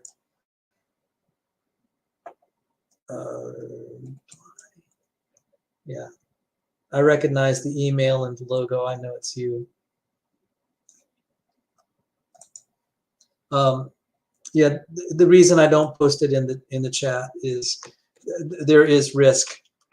We can get some sort of bad actors trying to jump into the stream. And I'm really glad you showed up. And Nate Lawrence, thank you for showing up, brother. And I'm going to also start my secondary computer just in case for safety.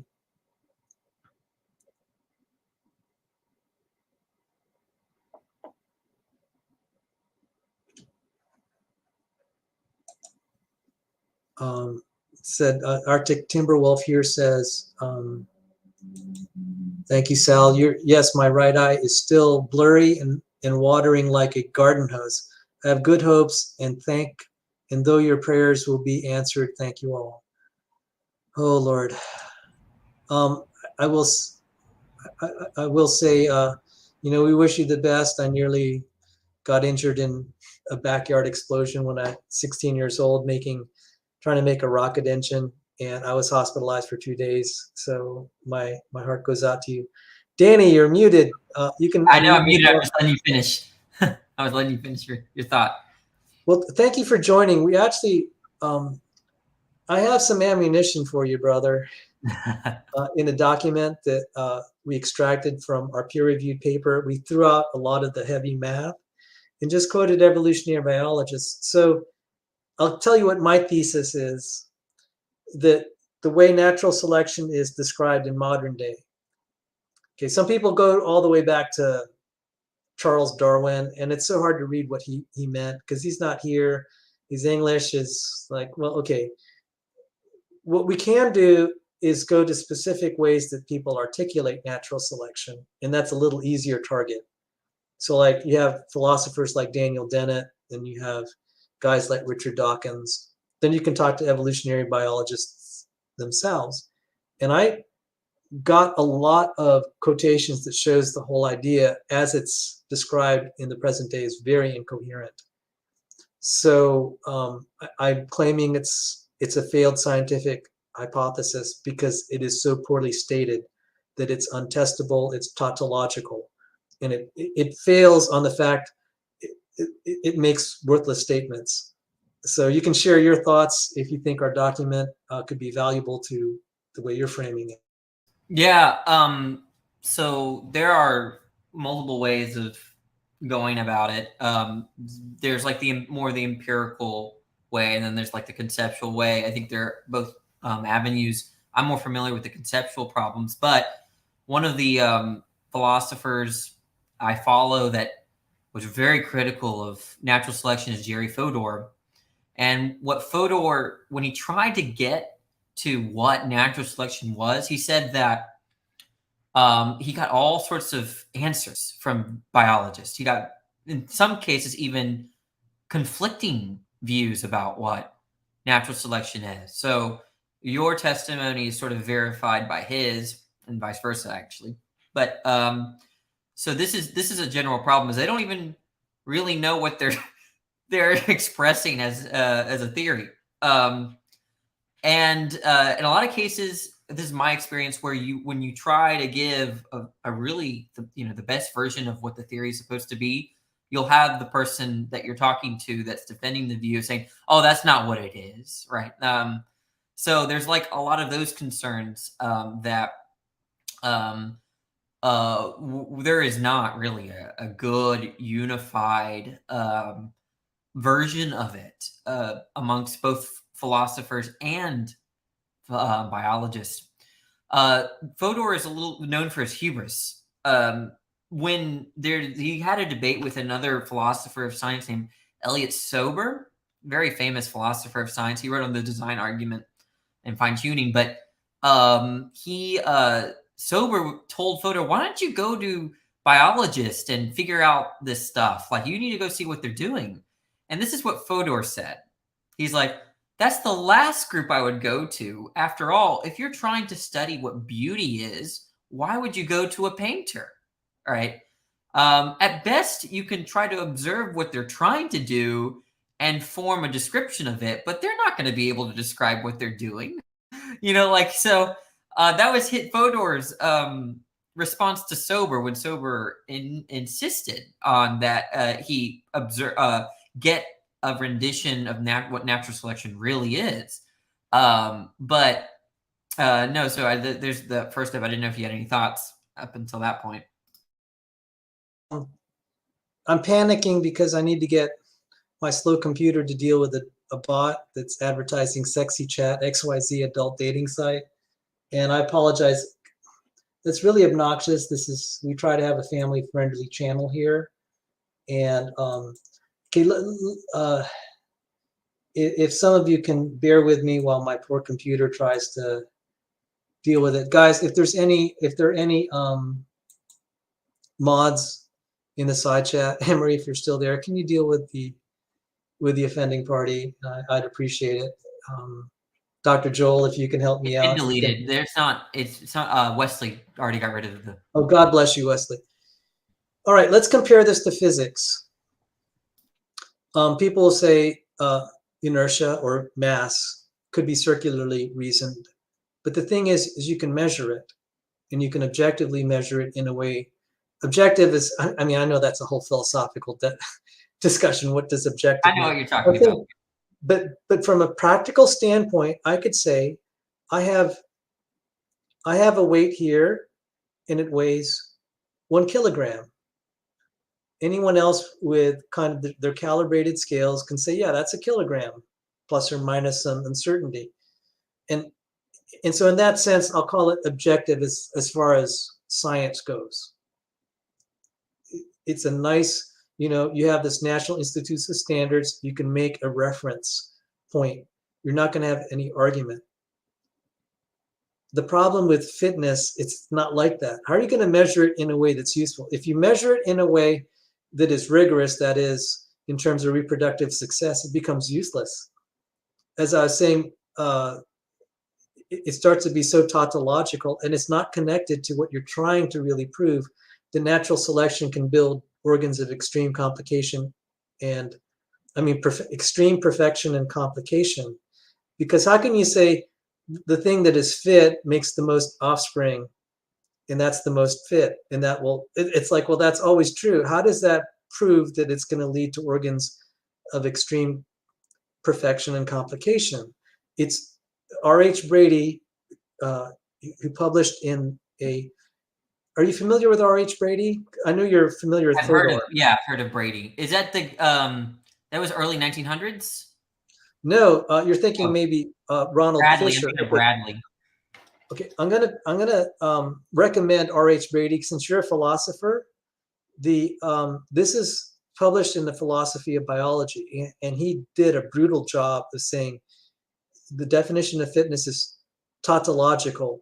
It creates what they call analytic statements, which are great in math. Where you're really describing the same thing in different mathematical. Right. Yeah. Mm-hmm. They're like symbols. Truisms. Sometimes we call them truisms.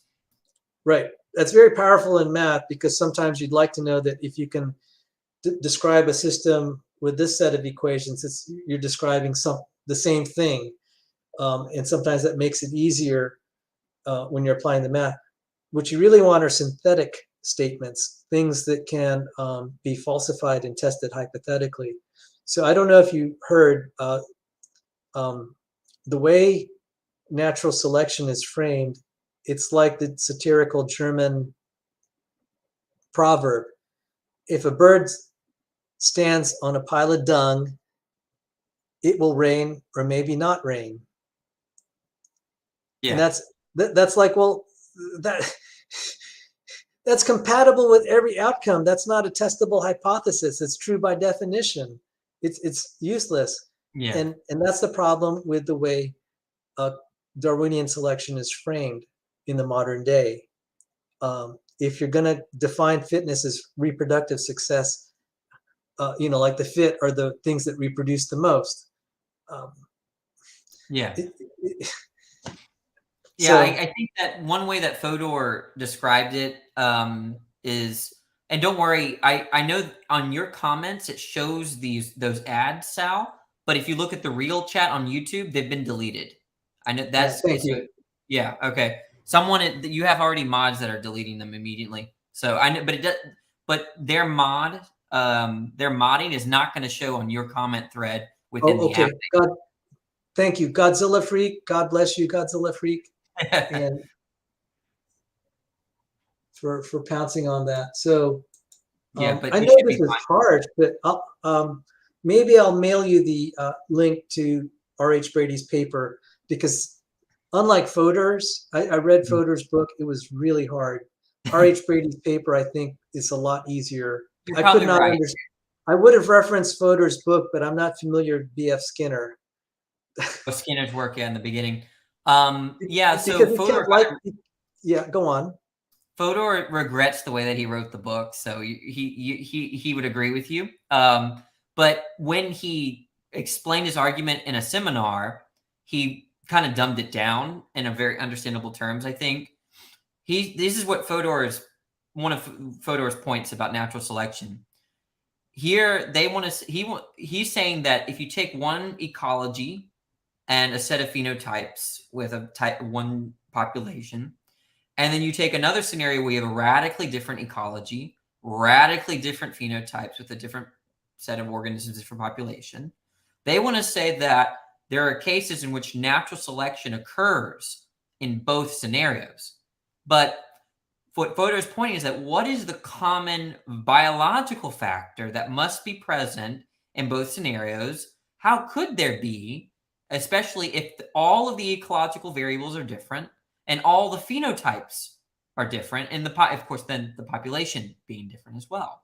So what Fodor pressed another philosopher of biology named Godfrey Smith, he pressed him, right? What property or factor or whatever are you saying is the common denominator between these two cases of these two scenarios? If you're saying that natural selection occurs in both scenarios, and there's no answer, right? There's not going to be one specific what we call placeholder. So if we just work with me on Newtonian physics, I'm not a physics guy, but one nice thing about physics is they got placeholders, right? Force equals mass times acceleration. So every time you apply the law or that mathematical expression, we can say that in the scenario, there's going to be a mass, there's going to be an acceleration, there's going to be a force, right? Those are placeholders, but natural selection has no such placeholders. That's what Fodor's point is that when you look at these very different ecologies with different phenotypes, what placeholder are you going to appeal to as to unify these two cases to say that both natural selection is occurring in both? So that's another way of understanding Fodor. So if I might just say, I'm not trying to be, I have to be critical since we're trying to think critically here. I'm just saying from a point of style, the argument was not as straightforward as I would like it. I think R.H. Brady was so clear with the bird on a dung pile. I was like, that was brutal. And then in my document, what we did in our document, Fodor kept appealing to our B.F. Skinner. I'm just like, it was driving me nuts because I hated B.F. Skinner, didn't read him, and I didn't see how I could apply it to understanding Darwinian selection, because he was using B.F. Skinner as like kind of an example of really bad science, and he's saying, well, Darwinian evolution is like B.F. Skinner. It's like, okay, I'll agree with you, but I don't understand B.F. Skinner. So what I did is I took the words of evolutionary biologists themselves as they've kind of come to this realization over time. And so the reason I think it would strengthen your case is, one, you factor out all the B.F. Skinner stuff. The next thing is you actually have it in the words of evolutionary biologists themselves. Now, what I pointed out in the show is there's a disconnect between the rest of the evolutionary biology community and the specialists in population genetics that have basically said this is a failed enterprise. And I have quotes of that. This is nothing that creationists have said. I tried to represent what was said fairly, and you have it in context. I don't have the references in this work, unfortunately, but you and I can write this. I mean, do you publish in philosophical journals? I do not. I just do grad school papers, and my professors always say I should publish, but publishing in philosophy is just it's possible, but the hoops that you have to jump through is just, I mean, I have my own papers. I'm happy with them. I have already a vocation. Okay. I don't. If you would like to do a joint paper with me, I'd be interested. Okay, I'll keep that in mind. I'll say, and if I could just beg, let's not make it too technical, because I like very easy to accessible. So I would like to write something that's digestible by the general public, not fellow philosophers. I know, I totally get it. I don't think I think I take your point. In fact, Fodor himself takes your point. That especially the way that he initially presented the problem, is, he said it was not very clear to the average, especially the average person, let alone the professionals. Both professionals and both. Did you want to say something? Well, I would be considered a professional, and I'm just like, oh, Jerry, this is just too hard. I can't. Yeah, I guess there's the problem of whether natural selection is, as a description, is just of truism, as you're saying, it purely analytic, a definitional truth. Definitional truths are not scientific truths. Excellent. Yeah. And so the idea is that a definitional truth is necessarily true, but scientific truths, they could have been different, right? It's something that could be falsified, right? And so that's a clear way. I think that what Fodor does is give a little bit of insight, though, as to why there may never be a theory of natural selection. But that gets into, as you're saying, the weeds. But yeah, I know. I think he would take your point, and I certainly take your point. Danny, some people may not know you're not a creationist. You're not a Christian. I hope you don't take offense that I'm. No, I don't know. Can you describe who you are to our audience, so they could see that you're not some creationist trying to rag on evolutionary theory here, and just describe why you got interested into this into this question of natural selection and Darwinian evolution. Yeah, so I'm an atheist. I've been an atheist for the last couple years. I started as a Christian, and so I'm really interested in philosophy, and especially there's this, when I sort of left Christianity, I realized that a lot of my atheist peers use a lot of these evolutionary touted mechanisms to explain everything. It's just how did this happen? Oh, natural selection. How did this happen? Natural selection. It's it's almost like an explanatory crutch. And I think that what evolutionary biology really reduces to is a kind of history. It's a natural kind of history. I don't really know if it could be qualified as a robust science. Rather, what evolutionary biologists are doing are putting together this history. And I think that's going to be markedly different than what other types of scientific domains are doing. I think that though a lot of people think that it's not natural history, they're taking it on the level of on the same playing field as a lot of these other more hardcore sciences. And I'm sort of in disagreement with that. And part of my what inspired me with these thoughts is Jerry Fodor. This is Fodor's point that I'm giving, his conclusions at least. So I want to thank Correction and Progression for joining the discussion, and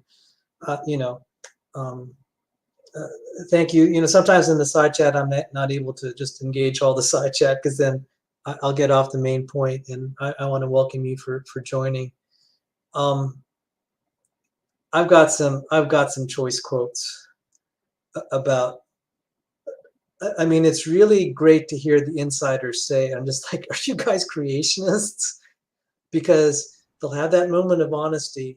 And sometimes that moment of honesty comes just before they kind of quit the field and go to something else. That happened with Richard Lewontin. And that was very powerful because he was a pioneer in neo-Darwinism. Not, the three great pioneers are considered who would that be? Haldane, Gould, Ronald Fisher, and Sewell Wright. Okay. So kind of the big architects. But then you had kind of the second generation of neo-Darwinists, and Lewontin would be kind of, I think, in that camp. Did you place The historians can disagree, but Lewontin was a big name, and he was described as finally bailing out of the enterprise because he couldn't find a solution to this, and so he kind of dropped off the map, because once he gave up, he wasn't on a crusade to say the whole thing's bad. I mean, that I think like a lot of people, they just hoped that this would persist. Someone else would take the ball and run with it. He said, here's the problem, you figure it out. And let's see, who's this? Ask him who he has debated lately. I've seen him debate, but can't remember who. Is that addressed to you, Danny? Probably. Yeah. The most recent conversation I had was on Real Life's channel with Matt Bilyeu. But I've Okay. also By the way, I wanted to take your side on some of the stuff he said. I didn't watch I only got to the point of that video, and I opened this video with his first 5 minutes. And that's about all I watched. Once you showed up, I'm like, I don't have time. And I really didn't. But I will say, when he mentioned specified complexity, and I wrote Matt, I said, Matt, don't use that. That's a bad argument. So in a sense, I would have actually taken your side that even though I think I like Matt's spirit, and we have basically the same conclusions, I think the execution doesn't work if he's appealing to specified complexity. And I've said, use the idea of expectation. So I had a show yesterday that actually dealt with the way I state the design argument, and it's different than the way Matt does. I think mine's more defensible from a practical level. And I'll also say that there's no way that I think anyone can rigorously prove that the design argument is airtight. I'm approaching it from a more pragmatic standpoint than trying some sort of formalism. And so I'll leave it at that if you're at all curious. So I wanted to say, hey, Danny, if you ever wanted to talk about the design argument, we could go through that sometime. But I'm really glad you're doing stuff on natural selection, given who you are. And yeah, it's fun stuff because I think that the very reason why you distance yourself from Fodor's stuff is the reason why I was interested in it, because it's like, if you're reading about an objection and to a field that usually I don't have like easy access to a lot of I don't have a good entry point into really complicated science stuff. But when Fodor took basically science and then gave the language of used the language of a philosopher, it felt like an entry point into the field. So the exact reason why you distanced yourself from Fodor's concerns is the reason why I got close to it. So that's, Wow. Well, yeah. I think you'll like R.H. Brady's paper. But let me put it this way. I hope you'll like it. I hope you won't be offended by its simplicity. Simplicity really appeals to me.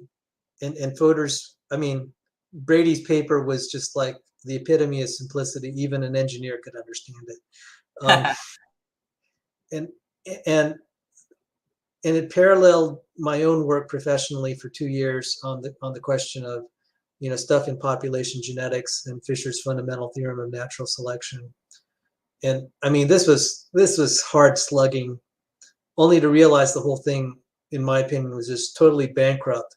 But I said, we have to do the hard lifting and investigate the literature as a professional, not some internet, troublemaker. We're going to make this professional level argument. We had co-authors that are top mathematicians in their country, like Ola Hosjer, and then we had Bill Basner's emeritus professor of mathematics. We had a geneticist, world famous genetic engineer, and John Sanford, and the dumb kid on the block was me. So it was a great team, and we approached this professionally, and I feel really good about what we accomplished. And with that background, reading R.H. Brady's paper, I was just so emphatic that we were right on the mark. And then now with some of these papers coming out by the experimental biologists like Richard Lenski, it's all the more forceful. And look who's here. Hey, Bread of Life, do you want in? Do you want to join our stream? I can send you the link. Danny? I can send her the link really easy if you want. Yeah, send her a link. She can always say no. Danny and I are actually agreeing. Can you believe that? Danny, please don't take this personally or too much. I have such a negative view of philosophy. And I'm really sorry, brother. You know, A lot of philosophers that have a negative view of philosophy. So no, you're you know, I think I know where people are coming from when they say that. Well, you know what, Rebekah, you come in here, you just talk about whatever you want, and we'll close the show. I think I want to just end on just a happy note. I send her the link per text message, so she got okay. So Rebekah, you know, it's getting late, and we're gonna wind down. So you know, maybe if you join and just you know, give your cheerful face, we can end on just a pleasant note. How's that sound, Danny? Are you okay with that? That sounds great. But I wanted to say what you were saying about your kind of you're unimpressed with philosophy. I think that if all you want is to pursue what's true, I think that the way that philosophy is right now is like really going to disappoint you. In fact, we've polled philosophers about what the point of philosophy is, and less than 30% of them said that philosophy is about getting to the truth. I'm sorry. So I'm not even joking. You think I'm making this up? No. What I think best case scenario, philosophy is about doing your best to clear your thoughts.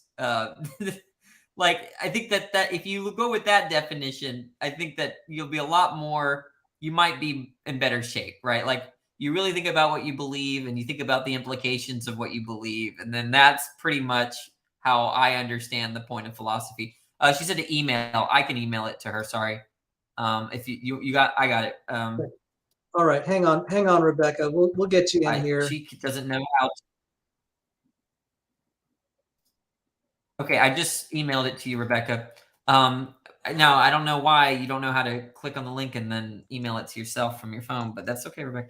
I'm a boomer too. But the idea is that, I think that if you're looking for truth, you're going to be so disappointed with the modern landscape of philosophy. It is full of gibberish, confusion, obfuscation, and then even political manipulation, right? People are, hey, Rebekah. Hi, guys. Yeah, so you're not. Let me find that poll for you, Sal. Hi, well, guys. I had to publicly apologize to you. Hey, so we were just talking about, I was apologizing to Danny. I said, Danny, I'm sorry to rag on your field. And then I don't know if you heard what Danny was saying about philosophers ragging on their own field. Well, I'm amazed by something I just heard Danny say, which is like, it's not about getting to the truth. Is that what you were saying? And this is how I feel. I don't really, I think that what philosophy is mostly about, this is my opinion, and there's not consensus about this, is trying to clear your thoughts. So if you believe something, if you believe that it's raining outside, what are you committed to? Oh, you're committed to thinking that it's wet outside. To me, that's philosophy. But a lot of our beliefs are informed by the way we experience things, the way that we perceive things, and that is not that the way that we come to that knowledge is not through philosophical introspection, right? It's but that's let me get this poll. This is the poll. I hope I can share my screen in a second.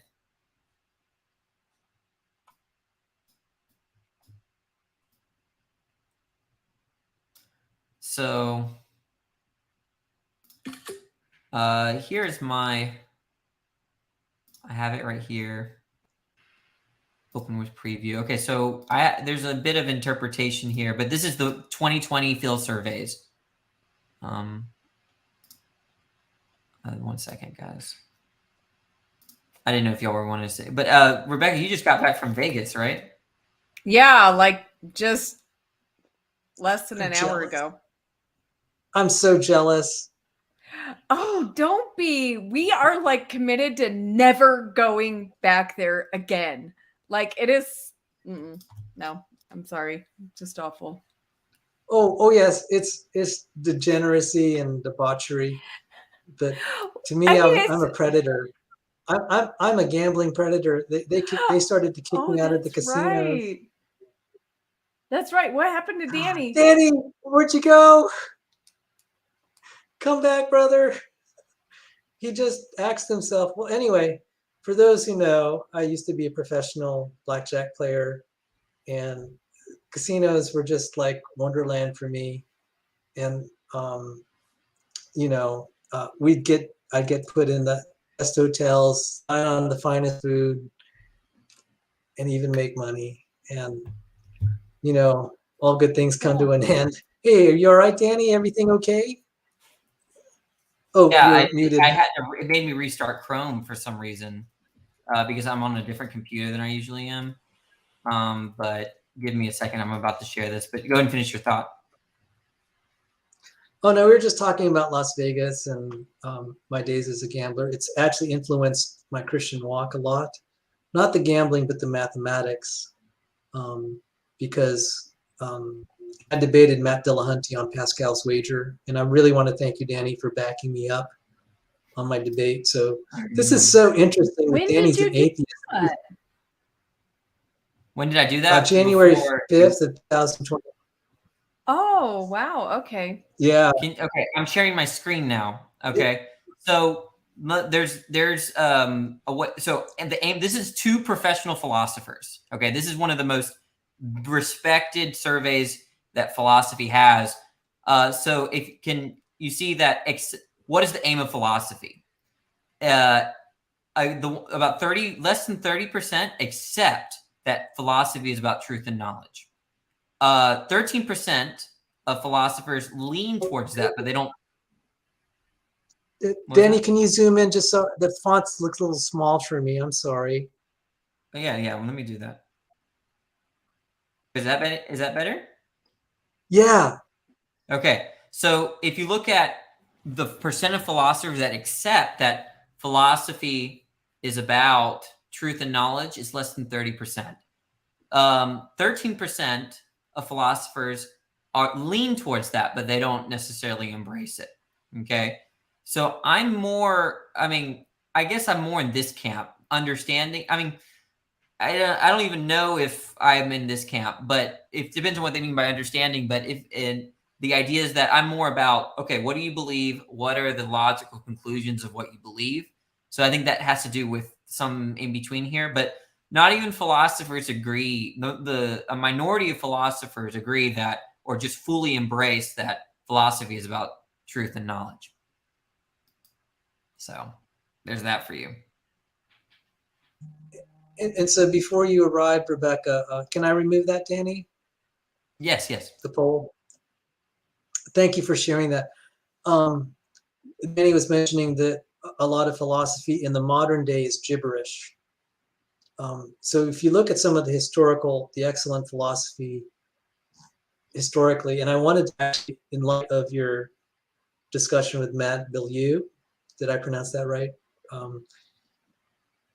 I did a show last night and I highlighted him. And then I also covered the teleological argument on the Wikipedia page. And I said, I think Danny and I should talk about this because I was very fascinated by what Hume had to say. I'm just like, I think he was an atheist. And I said, I'd love to have a talk on Hume's views. And I was also quoting Berkeley and quantum mechanics. And if you'd like to come on my channel, not to argue, I just actually want to. I mean, if we argue, that's fine. We could talk about Hume, absolutely. Yeah, because Hume actually probably had he characterized the design argument so well. Like if you're he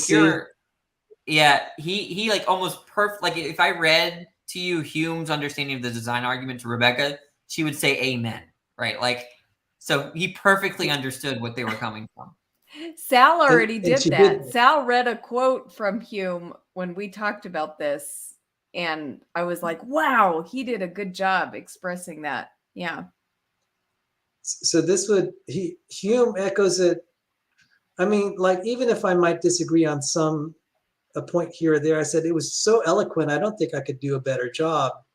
I mean, I don't know how to improve on it because he said it so well. And that would be worth the discussion because it came from the British empiricist. I'm like,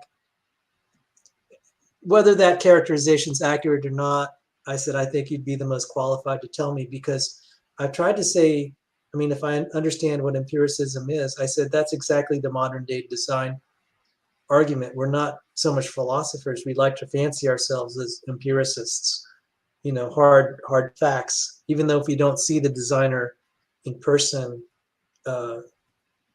we lean toward the empiricism. That's why our criticism of natural selection that I'm putting forward, the Institute of Creation Research, the Discovery Institute, has been saying that it's Darwin's theory is actually not empirical. It is not in the tradition of science. Whereas the design argument, it can lead to testable hypotheses. One of them is genetic entropy, for example, or the inability, you know, maybe even at best, the inability of natural selection to construct more complexity would lead to deteriorating complexity. And so that's why I found it interesting that they classified that group of philosophers as empiricists who are making the design argument. And I was very impressed at that point. So if you want to come on my channel sometime, or I'd be happy to come on yours, if we can, you know, freely rebroadcast each other, that would be great. And I actually invited Danny to write a paper with me on this.